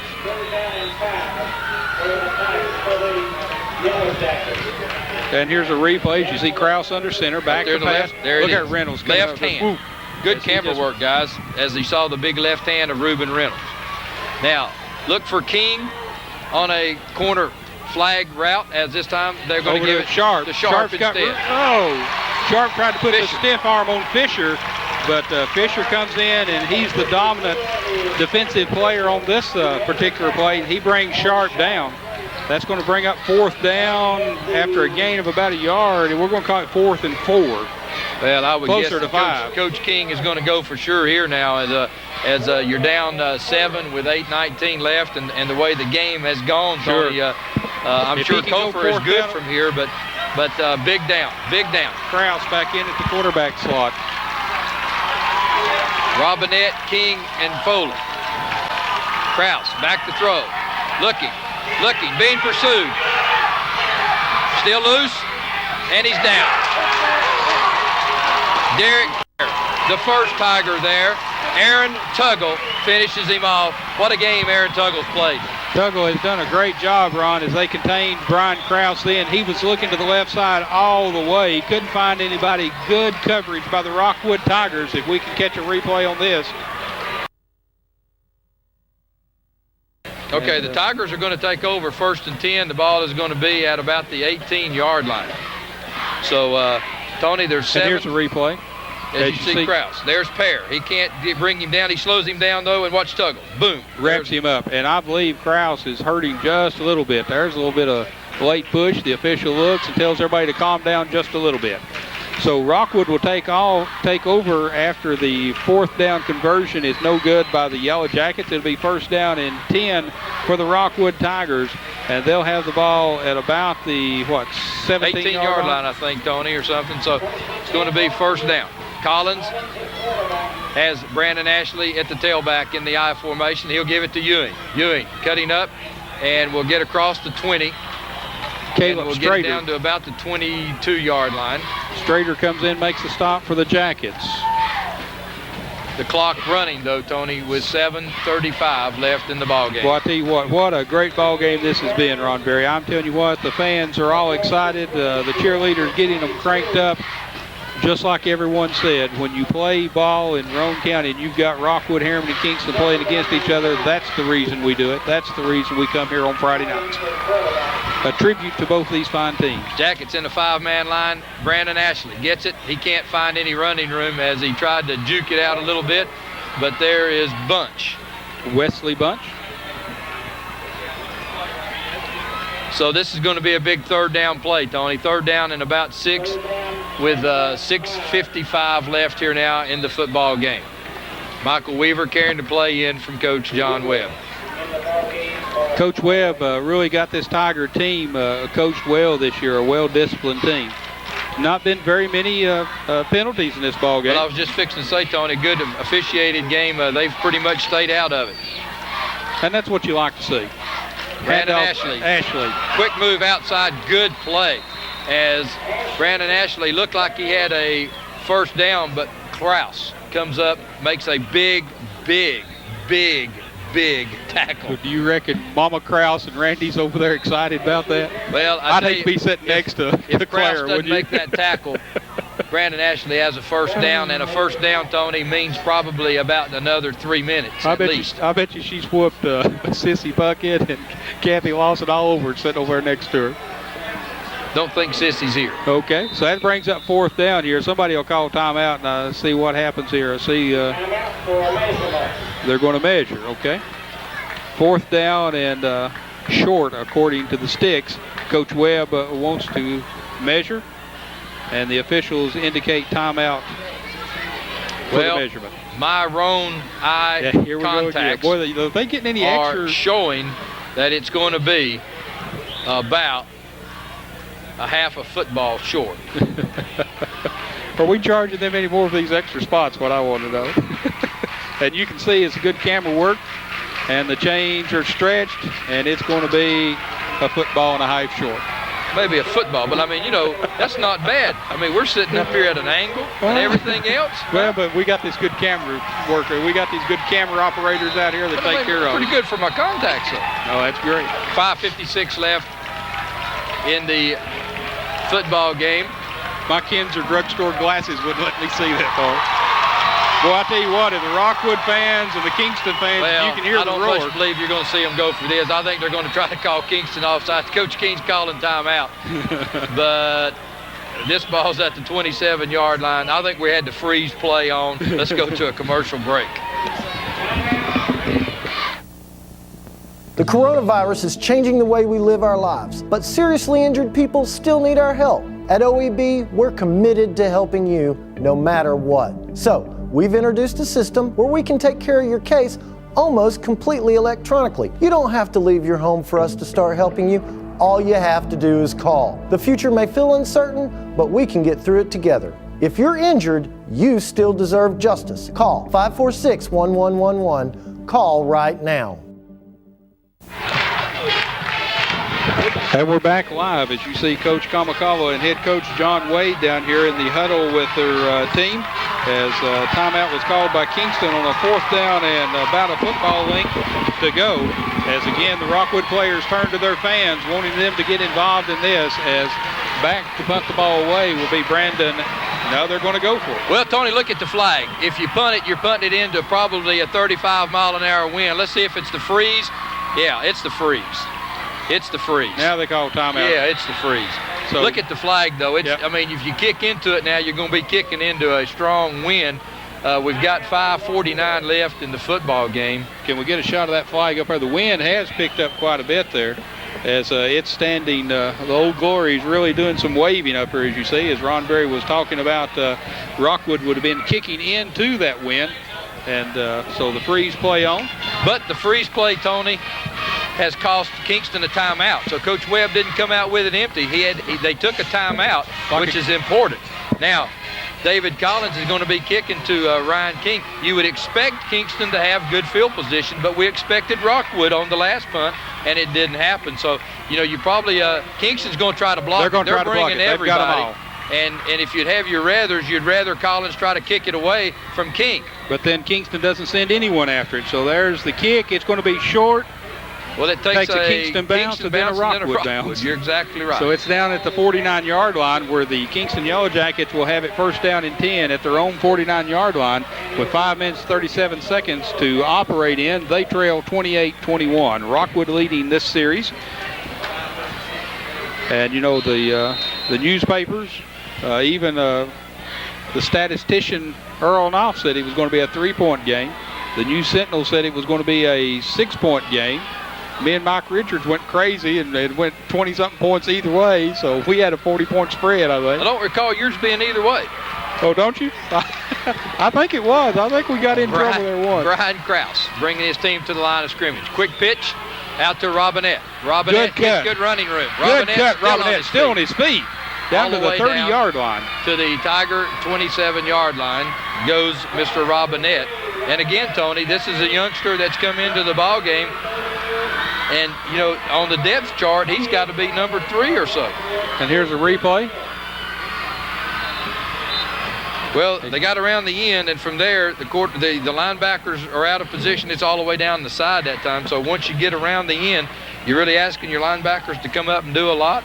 But Yellow again, Jackets got a big play. Kingston deep in all the slots, it appears. So Sharp, look at Sharp with this running room here, as he's going to pick up another 1st down, Ron Berry. So the momentum shifting back toward Kingston in the last couple of plays here. So McElhaney on the tackle for the Rockwood Tigers. And again, we would remind everyone to stay tuned immediately following this live broadcast to the Friday Night Scoreboard Show with Ron Berry and Mike Richards. Which may be a little late tonight because I am not leaving, Tony Brown. Don't blame you a bit. Notice Mr. Richards already left. He'll be up there taking care of things. Robinette, and a good play by Kevin Fisher. So Fisher comes in and snuffs Robinette's run there as he's brought down at about the 17-yard line. It's going to be a loss. That's going to bring up 2nd down in about 13, as Tuggle also in. Mentioned his name a bunch tonight. And Tony, you can get down to about the 6-yard line for a 1st down. So this is, of course, obviously it's a crucial series because it very well could be the last series that you're going to get offensively. 28-21 with 4:20 left. One thing about it, BBB and Comcast bring you some exciting ball games on the Coca-Cola Game of the Week. Sharp, the ball carry on the handoff from Krause. He's going to pick up about 4 or 5 yards down inside the 15. So he gets back what they've lost inside the original line of scrimmage. And Rockwood has 2 players slow getting up. Well, there's Tuggle and Wilson again, and both of them get up with cramps. And Tony, I tell you, I can't believe that before this series is over, we're not going to see Ryan King on a flag pattern in the corner, which is a patented Kingston play. Well, here he comes, split out to the right toward side the middle corner. And come back to the flag of the corner of the end zone. This time, though, they give it up the middle. And Kevin Fisher got a big lick that time, on Robinette. as did Fisher. So Pear, Fisher. And it's going to bring up 4th down. Well, this is 4th down and about 8. Let's see if the Jackets take a timeout now here to make sure they've got what they want. Yes, good call. Vic King is going to take a timeout, make sure everybody's on the same page on this 4th down and 8 with 3:17 left. His team trailing 28-21. We'll be right back.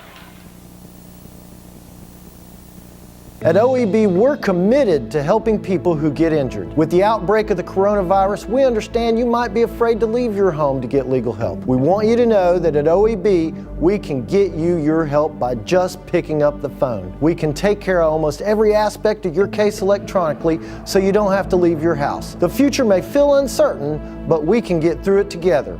Injured? You still deserve justice. Call 546-1111. Call today. Scanlon Lumber Company, been with us on the Game of the Week since the start. Who helps you build? Scanlon's, that's 3 locations to serve you: Rockwood, Harriman, and Kingston. Well, Tony, thus far this football season, this is the most important huddle that Coach Vic King and Coach John Webb have been in. Coach Vic King needing a big 8-yard play out of his team. Coach Hoot Gibson walking off the field, been doing it for more years than most people can remember, has told his football team what to do. All right, now look here. Clemens at quarterback. Trips wide to the left. Clemens back, and here comes Fisher. Fisher on the run. The ball's in the air. It's knocked down and touchdown. Brian Krause.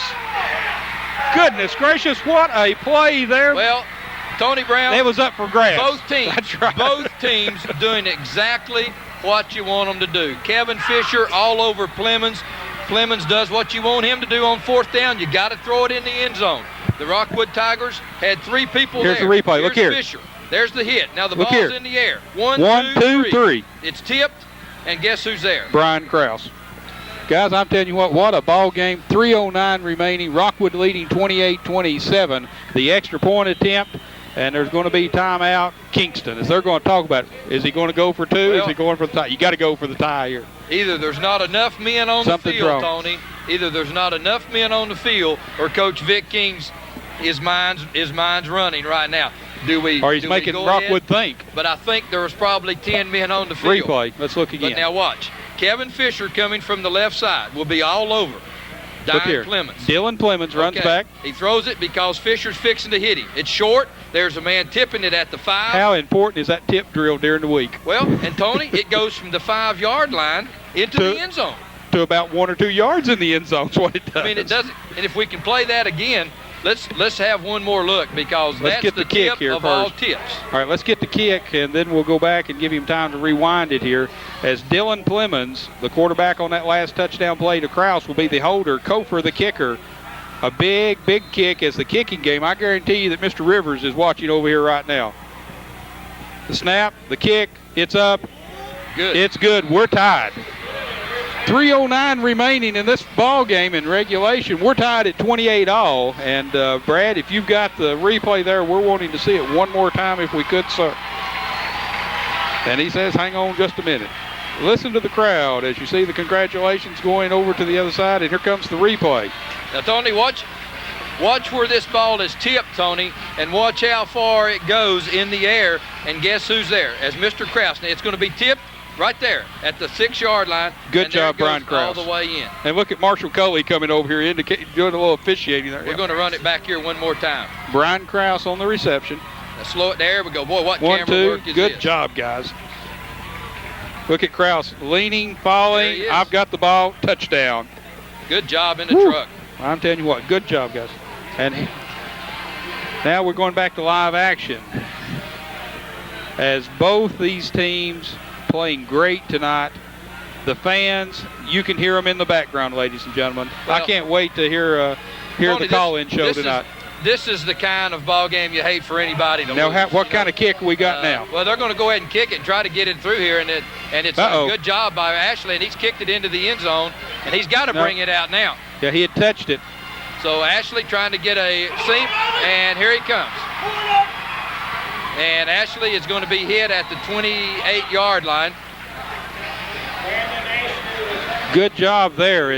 After he fumbled the ball just a little bit, he has enough thought about him to come back up and make a good return there, Ron. Tony, still 2:56 left. Do you recall how many times teams have scored tonight in less than 2 minutes and 56 seconds? Several, hadn't there? Several. So a lot of time left here. The Yellow Jacket defense versus the Rockwood offense. Ewing and Brandon Ashley in the I formation. Collins gives it to Ashley. Ashley finding running room over the middle. Ashley sidestepping, twisting, and he'll get it out to the 42-yard line, 1st and 10. And again, Wesley Bunch on the stop. A good job there running by the Rockwood. Ashley coming out as, again, Tony, he's probably run for 400 all-purpose yards tonight. He's still limping just a little bit. So that means that Derek Pear will probably go in at fullback, and you'll trade tailbacks. You'll pick up Greg Ewing. Not a bad runner. He's only had a 95-yard kickoff return and a number of yards on the ground. And that's exactly what happens, as you've called it correctly. Collins. Looking for the dump pass, and it's incomplete again. And that pass has been there repeatedly tonight, Tony, as Butler unable to come down with it. But it's been there. That's the 3rd time tonight, and it's been there every time. Well, good play selection there, being defended by Stephen Whitty. Had number 9 on number 9 then. 2:43 as you see the inserted clock in your left-hand corner of your TV screen. 4th quarter here at Civitan Field. We're tied 28-all. Rockwood and Kingston. What a ball game this has been. Well, 2nd down and 10 now, so the Tigers under the 7-man front of the Tigers, of the Jackets. Quick pitch, and it's incomplete as they try to hit it out to Mike Like on the screen. Yellow Jackets in pretty good shape out there as Robinette was in the vicinity, as long with Frog and Fisher out to block. Did you see who was rushing in there? Great old big number 75, Landis Witherspoon. He was coming up, had them hands up every which way, just a junior. Yellow Jackets, I think, Tony, have 1 timeout left. And the Tigers, if they throw it here and it's incomplete, stops the clock. You still got a lot of time left in this football game. 3rd down 10, 2:37 remaining. That's a long time, as you said a while ago. A lot of scoring and a whole lot less than that. Collins, the quarterback for the Tigers. Pass. Again to the other side to Reuben Reynolds, and the big man gets first down. And it's a 1st down. It's a 1st down for the Tigers as Reuben Reynolds, Tony, the big, rugged tight end that time, makes the catch and rumbles his way to a Tiger 1st down. They'll probably want to call a timeout to check it. Well, they're going to measure. But that's a 1st down. Yeah, you can tell from here it's a 1st down. Frog and Bunch on the stop then. That official is not wearing Roan Eye Center glasses. What this does too, Ron, it gives both teams, they both would have liked to have had a timeout, so they get them a little break here as Frog goes over and talks to Coach King. And on the Rockwood side, as we see... and there you see, ladies and gentlemen, talking. What those good eyes can do for you. 1st down, right at the end of the football. Now, Tony, if the Tigers, they need to be getting a play ready because, they need some time now to, I think they have at least 2 timeouts left, Kingston with 1. Well, Bowling was over here talking to Coach Webb, and I'm sure they sent the play in pretty quick there and getting it ready as Collins brings his team, gives it the call. 1st and 10, 2:10 remaining. Now, is the kicking game huge or what? Oh, big time right here, too. Now what's wrong? The officials step in, timeout, equipment adjustment on Kingston as they look across the way there. Somebody's shoulder pads have become unharnessed. I think that's, is that 74? That's Cantrell, Travis Cantrell, I think. Well, we're down to 2:05, folks, and I tell you what, anybody that wants their money back tonight has a lot of nerve because this has been one heck of a high school football game. Many, many years, Tony, since Civitan Field has entertained this kind of crowd, this kind of ball game, 2nd week or 3rd week of the year. And I take that back. That was Brian Swicegood who's in the lineup for the Yellow Jackets. Now here comes Collins as he was over. So we're going to be under 2 minutes after this snap. Derek Pear, the fullback. Collins look at the pressure. Look at the rush. And Collins is going down. Witherspoon. And Collins is going to be down at the 50-yard line. They need a timeout. Well, I tell you what. They get it. David Collins did a good job there holding on that ball, Ron Berry, because those 4 defenders of Kingston, did you see the hand movement in there? And Collins really did a good job there keeping that ball from getting stripped away. So with timeout, 1:46. All right, let's get a replay, they say, just of what we were talking about. Now, look, here's Collins now. He's under center, takes the snap, comes back, look at Witherspoon. There's Witherspoon, there's Cody Hall. Now, look at here. Watch him grabbing and nugging at the ball. But again, they're not blowing the whistle. There they blow the whistle. Now, Tony, with 1:46 left, obviously the strength of the Tigers is the running game. So from the Yellow Jacket side of the ball, you're going to line up about 8 people and really bring them and try to do just what they did. So, you know, the Tigers are probably trying to do something now that they don't do as well as they'd like to do, and that's throw the football. But this is a big second down play now, second down and 14. You got to get at least, if you're going to try to even get close to a shot. He's back to pass. Collins looking. That's going to be overthrown. Could possibly be intercepted. Oh. Krause again on the tip drill, and Robinette almost comes down with it, Tony. So that brings up 3rd down and 14. So again, long yardage there. I know there's a bunch of folks that have come in from West High School probably tuning into the game. I bet Frank at the bank and his crowd's over there, and JB and all of them over there watching the ball game. Well, we'll tell them the score's 28-28, Tony, with 1:39 left. The Rockwood Tigers have the ball at their own 49-yard line, 3rd down and 14. Now, with 1:39, Tony, if you can pick up 8, 9, 10 yards of this, then you probably go for it on 4th down. So we'll see what play selection Coach Webb has sent in. A running play. And watch Kingston maybe take a timeout right here, Tony, to try to keep some of the clock. I think they only have 1 left, but I believe they'll save it, Ron, because it's going to be 4th down and so you're going to waste. Yeah, you're going to waste though, Tony. There's going to be a lot of time run off the clock right here, because the Tigers, if anything, may even take a penalty. Let it all get every tick you can off of it. Maybe we're going into overtime again, and maybe he's thinking that he can have a better shot from the 10. That'd be something to have 2 straight overtime games of the week in a row, wouldn't it? So they're going to try to milk it all, and Collins was going to be less than 1 minute. And Kingston don't have anybody back, so they're just going to let them down the ball wherever it may fall. Not a very long kick. Takes a Kingston bounce. They're going to down it at the 27-yard line. And there'll be 51 seconds remaining. We're tied at 28. What a ball game this has been, Ron Berry. Now, just the reverse, Tony, the Yellow Jackets throw the ball about as well as they run it. Yep. So, you know, don't be surprised now if you don't see Krause unload one. You know, they love to run the fly pattern. And look for him to go to one of the fast kids, King, number 11, too. And, you know, and what you hope for here is obviously a completion, but you also hope, you know, you got pass interference, you got a lot of things that can happen, just like the tip. So it's, you know, anything can happen. All right, we've got Coley split. And it's a good passing team, Tony. Coley to the left. Here comes King over here. He's looking for a pass. Well, they're just going to run it. Sharp just takes it around the left side.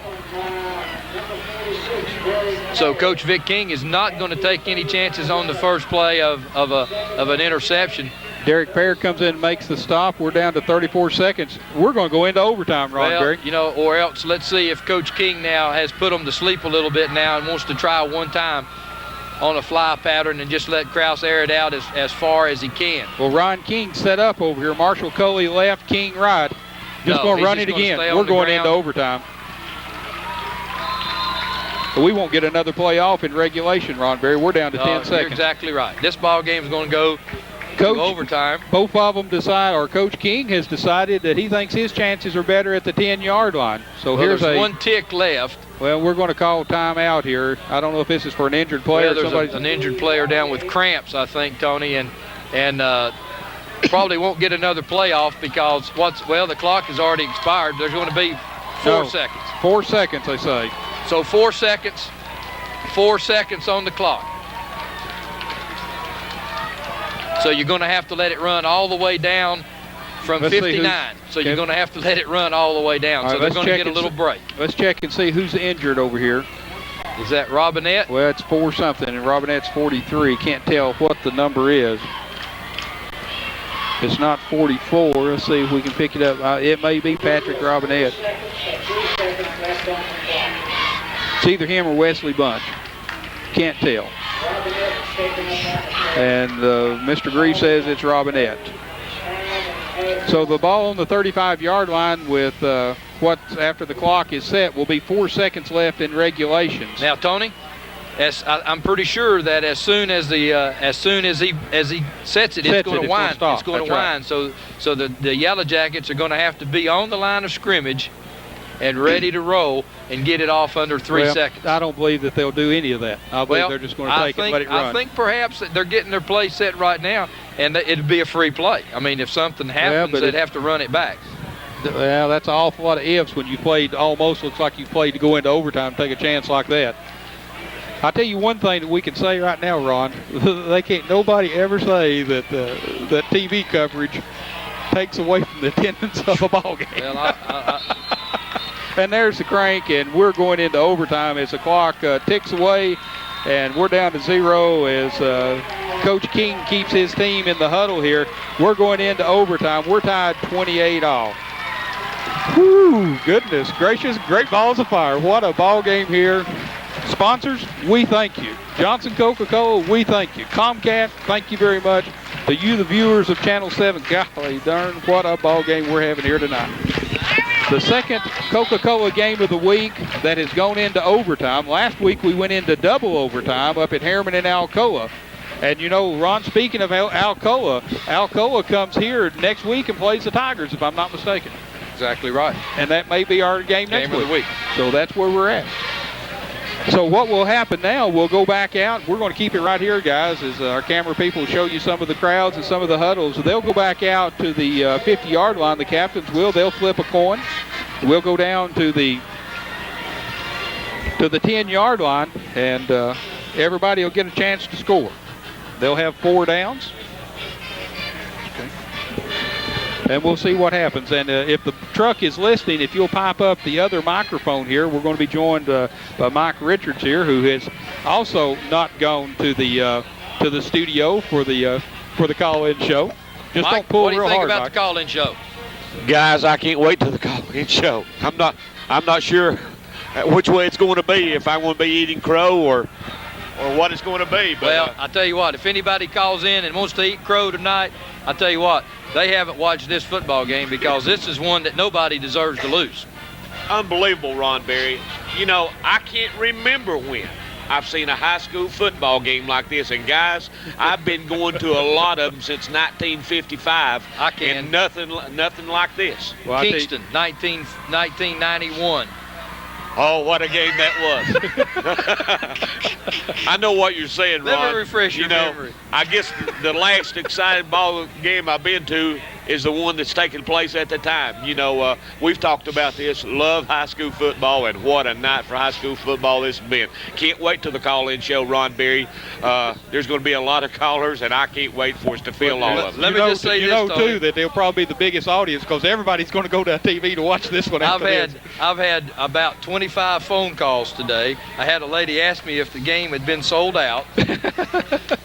Had another one call and said that she couldn't wait for the call-in show, that she didn't go to bed till it was over. And I said, well, would you go to bed a little early tonight, because I can't stay up any longer. I mean, you know, we're staying up now till the wee hours of the morning. But I guarantee you tonight, folks, we'll be with you until you quit calling and wanting to make your comments, because, Mike, there's a lot of comments to be had about this game tonight. You know, Ron, I love overtime. This is one ball game. I wish it could end right here and say neither team lost. What a whale of a ball game. And I'm an advocate of overtime, but this ball game, there should not be a loser. Well, we've seen it all, Mike. It started out with an opening 95-yard TV run. Then we saw Coach King go a little bit here and on a 4th down and 2 from his own about, 28-yard line. Made the first down, go ahead and they take the tip in the end zone. 4th down, 18 yards. Perfect play. You know, Rockwood had it defended. He threw up a duck because he was getting hit as he threw the ball. We had it defended properly. Just one of those things. You just cannot believe it happened until you see it with your own eyes. Well, guys, here we are. The guy that's been playing quarterback for you all night makes the catch. Unbelievable. Guys, let's go down here for the flip of the coin. Kevin Fisher and Lamberdine are down here. Kingston has won the toss. Let's see what Coach King's got on his mind. Let the Rockwood Tigers have it first, I would assume, if I were guessing. Now, fellas, also keep in mind here now, we've talked about the kicking game, Tony. The kicking game now, field goal wins it for you. Sure.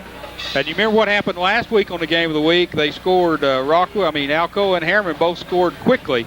And indeed, Rockwood will have the ball, and they'll be going toward the east goal. the east end of the field. So Kingston goes back over, and he'll huddle them back up again, and we'll come out and see what kind of defense, what kind of offense we've got going. Keep in mind now that both teams get a possession. It's not first one scores. No sudden death here. Everybody's going to get a chance.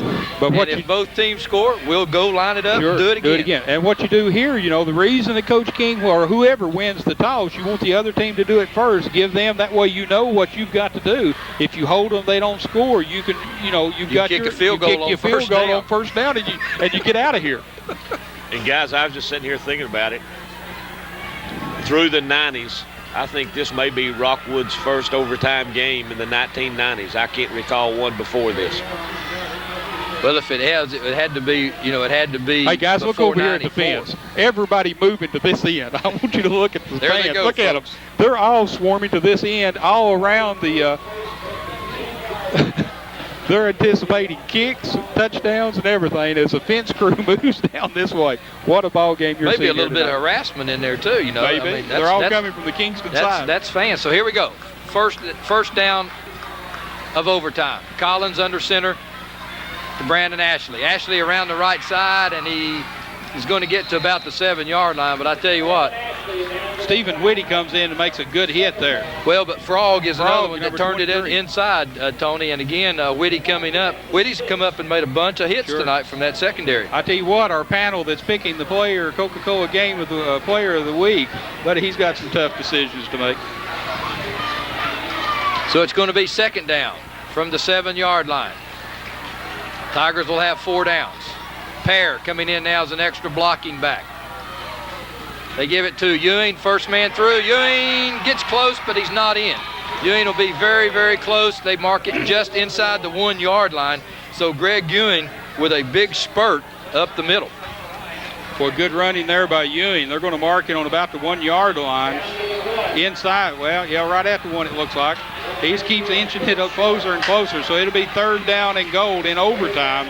We're talking, I tell you, the offensive line of the Tigers really doing an excellent job. Ewing scores. Touchdown. So overtime, the Tigers score. Now they'll call on Greg Ewing, Mike, for a big I tell you what, again, point. The kicking game. Well, guys, I want to tell you, each team have made their 4 extra points, but I'm telling you, they've been thrilling extra points tonight. What goes through there is good, but, some of them have been really interesting. So this could determine a lot.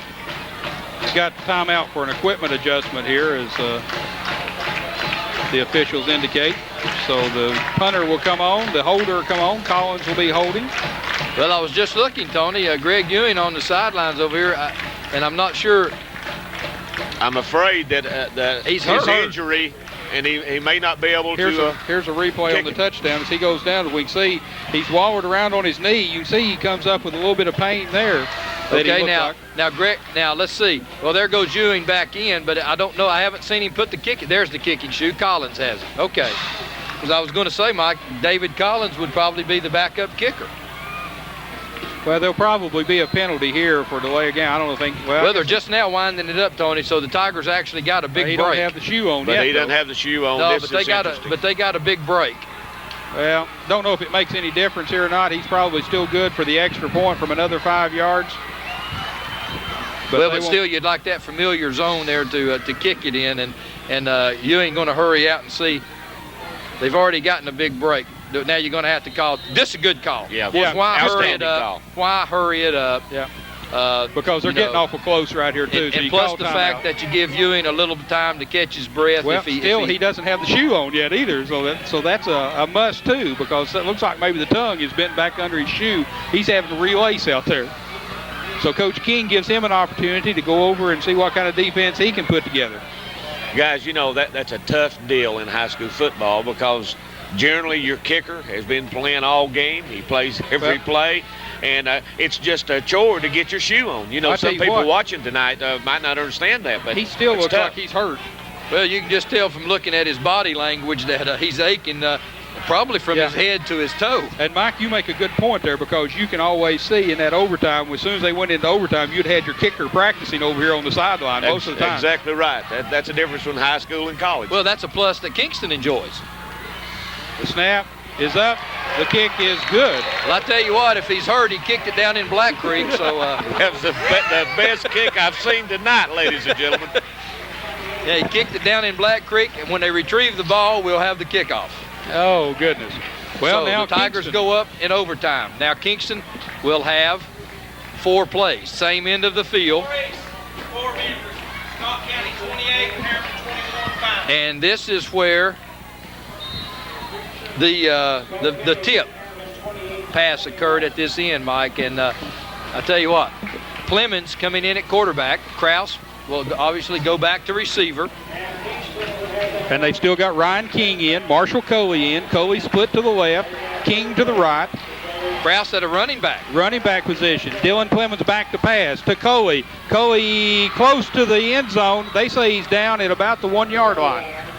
Well, Hey, it didn't take the Yellow Jackets long to get right there at the goal line. I tell you what, this again, the depth of Kingston, when you can come back from a senior quarterback Krause and jump to a junior quarterback in Clemens, you come in overtime on a 9 yard pass.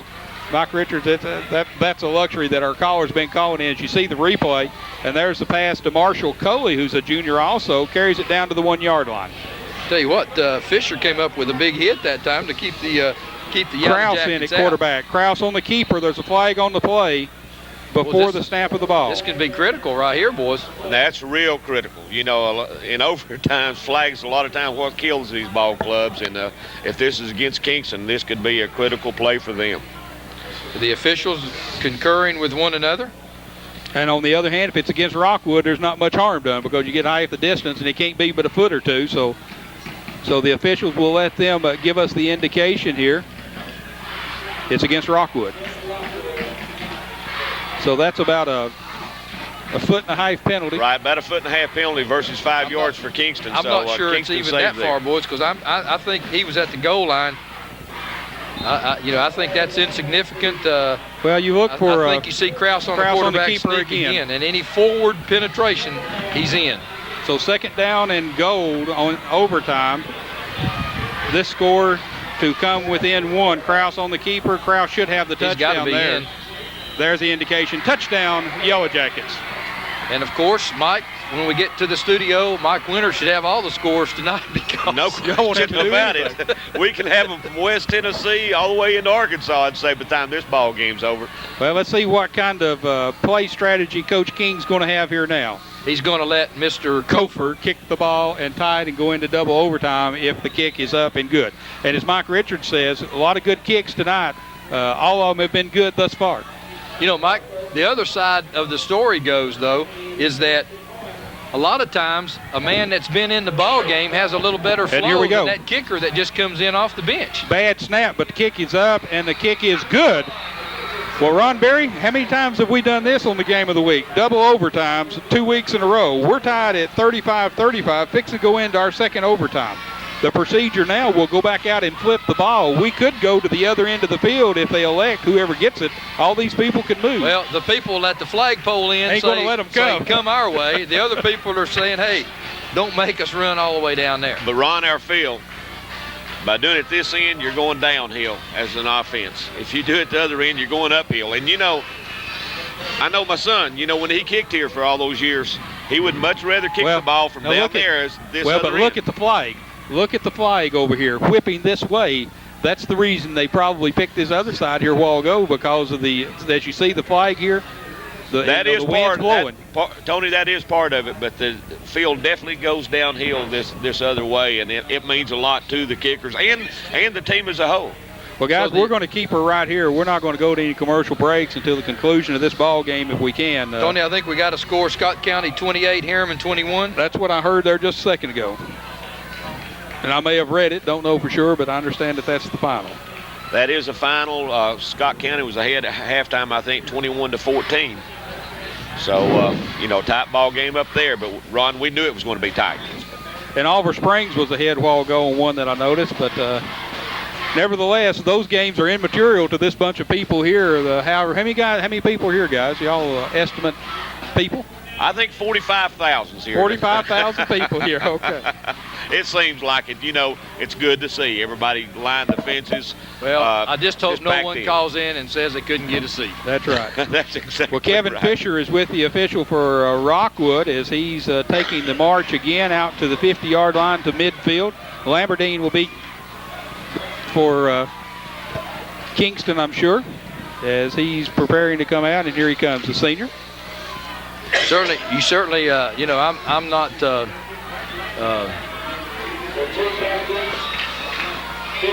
You're not. That's exactly well, right. I was just trying to, you know, don't want to take away from this coin toss here, but you see these two young gentlemen out here, as they'll remember this for a long, long time. This second this time Rockwood has won the toss, and Kingston will have it first. We're going back down to the east end again to play ball. Well, you know, I didn't see them say that. Did they say that Rockwood deferred? I'm assuming. They didn't indicate. I'm not sure either toss in the first overtime or this one. A lot of times you just want to I'm not sure what I would do in this particular ball game, whether I would want the ball first or not. I want it and have the pressure on you. I want to give it away and look, see what happens. So we've got two different opinions, and I don't have one either way. And that's why you and I decided to go and buy some broadcasting company. That's right. So we do all this stuff. Oh, what a night, ladies and gentlemen. If you could only be here, if you're at home watching on TV, that's great. Hey, how many people you are, but how many people is going to be watching this replay Tuesday night at 7:30? There will be a bunch. All right, we've got Dylan Clemens at quarterback, got Krause in the backfield. Reverse, Ryan King's got the ball. Ryan King's going to twist and turn. He's still on his feet. Well, and give credit there to Reuben Reynolds, Mike. Reuben Reynolds cut it back inside, although, you know, he didn't know it, but he did help him out by, you know, staying at home, and he was really at home.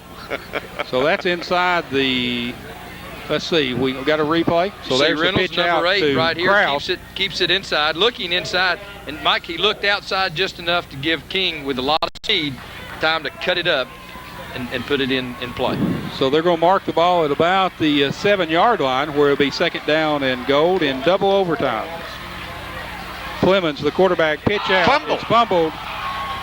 And it was pitched a fumble to recovery. A fumble recovery, you lose your possession. So it's, you know, fumbles are important. So brings up third down as the pitch out. Only thing to worry about here, guys, as a Rockwood fan, is you know, the pass. You know, this almost puts them in a passing situation, and Kingston has done outstanding tonight on the pass. And you've got number 7 and number 11, both excellent, but I would look for King again on a flag route. But instead, he chose not to go to the air. Well, now then, stuffed. All right, he hands off to Robinette on the running play. He loses yardage. It's back to the 10. It's fourth down and goal on the 10. All right, now, do you go for it or do you go for a field goal? I look for them to kick a field goal at this point, Ron Berry. They're going for it. No, I don't think so, Mike. Well, I wanted to be wrong at least one Because, time. And the reason that I say that is that Rockwood's kicking game, he probably knows that Rockwood's not going to, you know, not going to kick a field goal. He knows that he's going to try to go and get him 7. Dylan Clemens, the quarterback, back to Coley. Coley's the intended receiver. It's incomplete in the end zone. Good coverage there by the Rockwood Tigers. As Ewing is back there. Fisher. And I don't know why David Collins is back there, but Reuben Reynolds is even coming back. So now Mike Richards, this is the chance right here. Did you see the replay as Clemens will throw it into the corner, and there you saw good coverage there. Ewing knocking it down. So now the Rockwood Tigers, Mike, will have a chance offensively now. If you had a field goal kicker, now's the time to kick it and get out of here. Yes, Ron, but I don't think that's going to happen. I don't think we're comfortable enough Don't feel with the real good game. about that. If this was college, the game would be over right now. Look for them to keep it up the middle so that if you had to kick one, you get a straight shot. Absolutely. And Ewing, he's going to be thrown for a loss there. He's thrown for a loss, but it's in the center of the field, and I just look for him to keep it straight up the middle here. And I think Kingston, realizing that, probably was waiting on it to come up the middle because they know that they need that ball in the middle. They sent Cody Hall, number 72 there. He came up and just put a good lick on him and had a couple of helpers there with him. Now, guys, that last extra point had plenty of height, plenty of depth on it. Oh, it would have been good at 50 yards, Ron. So right from here, we're looking at about a 29-yard field goal. Collins turns it up. Collins is free. Touchdown. This ball game is over. David Collins on the option. Rockwood wins. Rockwood wins this ball game here tonight. Unbelievable ball game. Cannot believe it. Look at the bedlam right here in Rockwood, Tennessee. Unbelievable. And the Kingston Yellow Jackets, like I said right here in overtime, it's a shame that either one of these teams lose, Ron Berry. I mean, I wish there hadn't have been overtime tonight, even though my team, the Rockwood Tigers, won. Kingston did not. Guys, I want you to look. How long did it take the coaching staff is up here in the press box with us to go down them steps and jump that fence to get over there with their team? Let's just let you enjoy this for a moment, folks. The Rockwood Tigers have defeated the Kingston Yellow Jackets 41-35. David Collins ran it in. You see on the field the dejection and the enthusiasm of winners and losers. But both of these teams, folks, you see right here, good example right here of the sportsmanship involved here tonight. They have hit as hard as they possibly could all night long, but now the game is over. This is what it's all about. Guys, I've said this on the radio and TV. You know, this is the week you don't like each other. You don't like Kingston. You don't like the fans. But after the ball game's over, you're back to being friends. Here's the replay. Collins gets it. This block comes in right at the goal line. Touchdown. Your final score, Rockwood 41, Kingston 35 in double overtime. What a ball game. What a ball game, Tony Brown. Unbelievable. I have been nervous about this game all week, but when it got down there to the end of the game in regulation, I didn't want to see either one of these teams come out a loser tonight. And I mean that from the bottom of my heart. What a high school football game we had. If you weren't here, sports fans, you've missed one of the classics. So let's go back down and get a shot of the Rockwood team as they look up and give a big wave to all their fans. Their fans reciprocate. Go down there and say, what a great job you did tonight, guys. Again, your final score, Rockwood 41, Kingston 35. Double overtime here tonight. In this, the Johnson Coca-Cola Game of the Week, the second overtime for us in as many weeks. And again, we would invite everyone to stay tuned Tuesday night. We will be replaying this ball game. So if you're watching it now, and I'm saying that is not next week, it's a week from the 12th, or Tuesday after the 12th. But no, a big crowd here. That's one, Tony Brown. It's a classic. Everybody needs to see it. If you were off listening to it on the radio tonight or didn't get the opportunity, you've got to watch this thing. Okay, we got another angle, he says, on the replay. We're going to try it again and look at it. As you see Rockwood going to the line. Collins on the keeper. He had a little option there, I believe. Mike was going to pitch back out, but instead carries it in. Good for 15 yards. When he just faked the option, it seemed to draw him. And great call by David Collins there by faking the pitch, and then that opened it up for him to free himself. And then basically the only other pursuit he had was right at the goal line. He did a good job getting it in.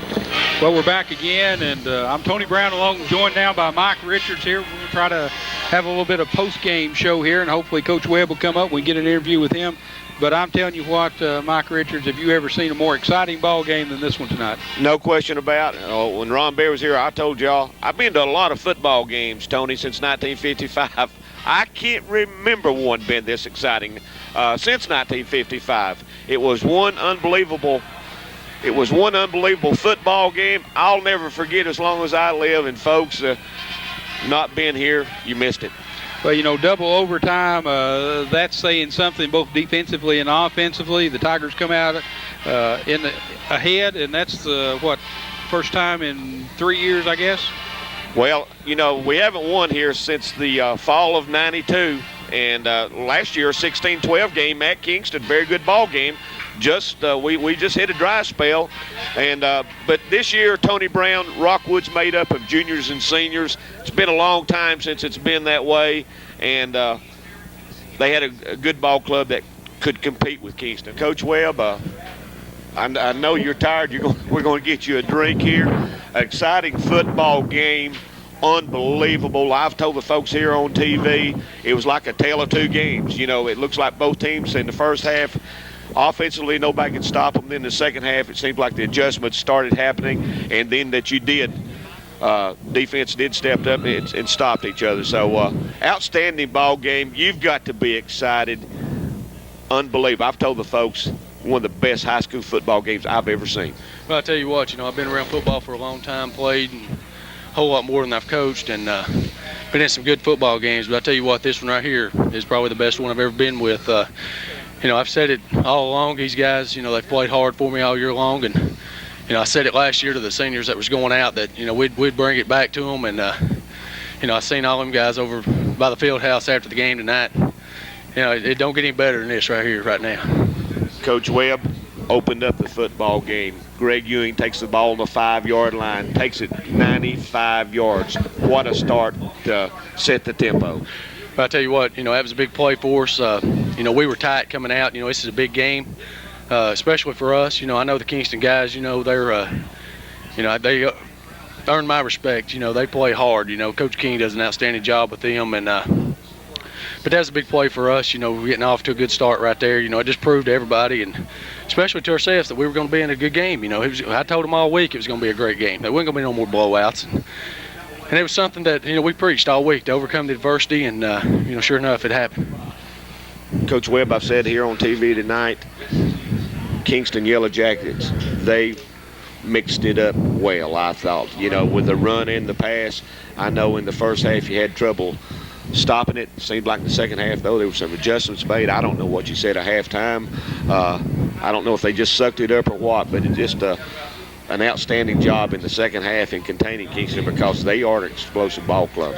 I tell you what, Kingston's got a good football team. I don't care what anybody says. They're going to be right there when it's said and done. And, they do an outstanding job with their program. And, they did some things that I didn't think they were capable of doing against us tonight. They came out, their kids were ready to play. Coach King, I know he had a good week of practice preparing his kids to play. And they did a lot of good things. They've got a good football team. Coach Webb, I said during the week, I said it earlier tonight, the game didn't mean anything in our region. It didn't mean anything in Kingston's region. It has nothing to do with the playoffs, but in Roane County, it was the game.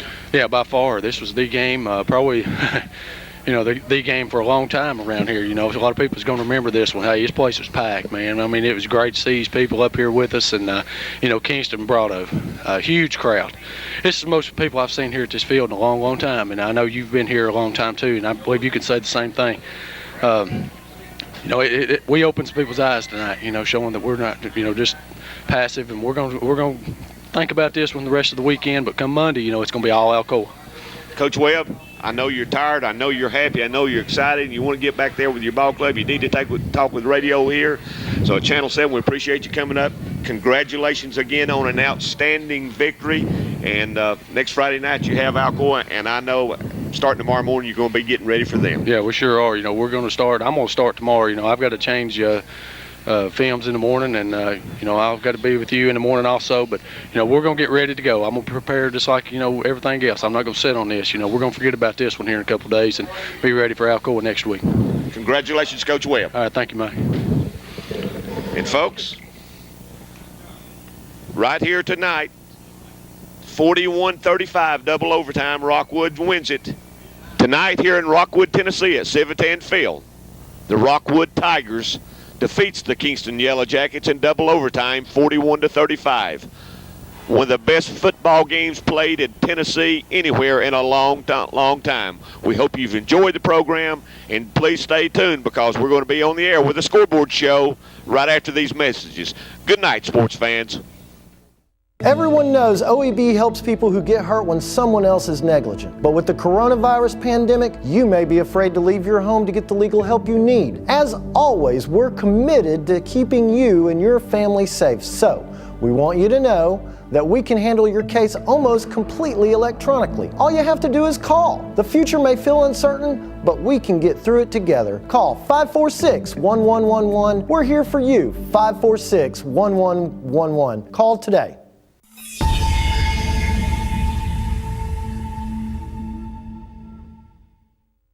Coronavirus is changing the way we live our lives, but seriously injured people still need our help. At OEB, we're committed to helping you no matter what. So, we've introduced a system where we can take care of your case almost completely electronically. You don't have to leave your home for us to start helping you. All you have to do is call. The future may feel uncertain, but we can get through it together. If you're injured, you still deserve justice. Call 546-1111. Call right now. Greg joined the military to serve his country and fight for freedom. He was a dedicated soldier, and during his days off, Greg enjoyed riding his motorcycle. But none of that mattered to the speeding driver who was texting and slammed into him. Greg had medical bills the insurance company refused to pay until Greg called OEB Law. When you get injured, don't expect the insurance company to put your needs first. Call OEB Law 546-1111 and turn your wreck into a check. Everyone knows OEB helps people who get hurt when someone else is negligent. But with the coronavirus pandemic, you may be afraid to leave your home to get the legal help you need. As always, we're committed to keeping you and your family safe. So, we want you to know that we can handle your case almost completely electronically. All you have to do is call. The future may feel uncertain, but we can get through it together. Call 546-1111. We're here for you. 546-1111. Call today.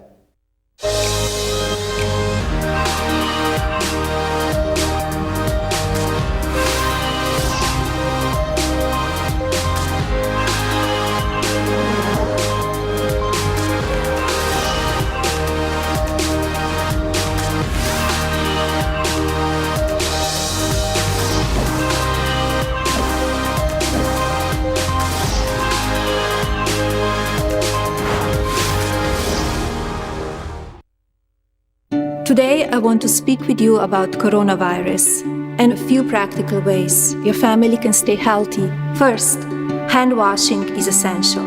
Children should wash their hands after coming in from outside, before eating, after coughing, sneezing, or blowing their little noses.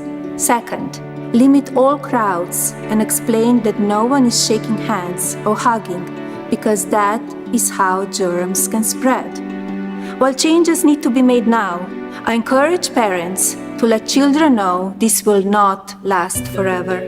I urge you to stay connected to family and loved ones, stay safe, and remember, while many of us are apart, we are all in this together. Please be sure to follow CDC guidelines, which can be found at coronavirus.gov, along with other information and resources.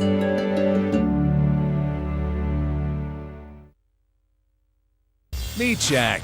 He was a happy guy until he got hurt in a car wreck that wasn't his fault. The insurance company seemed friendly enough, and they made him an offer. Turns out it was less than he needed. But how was he supposed to know?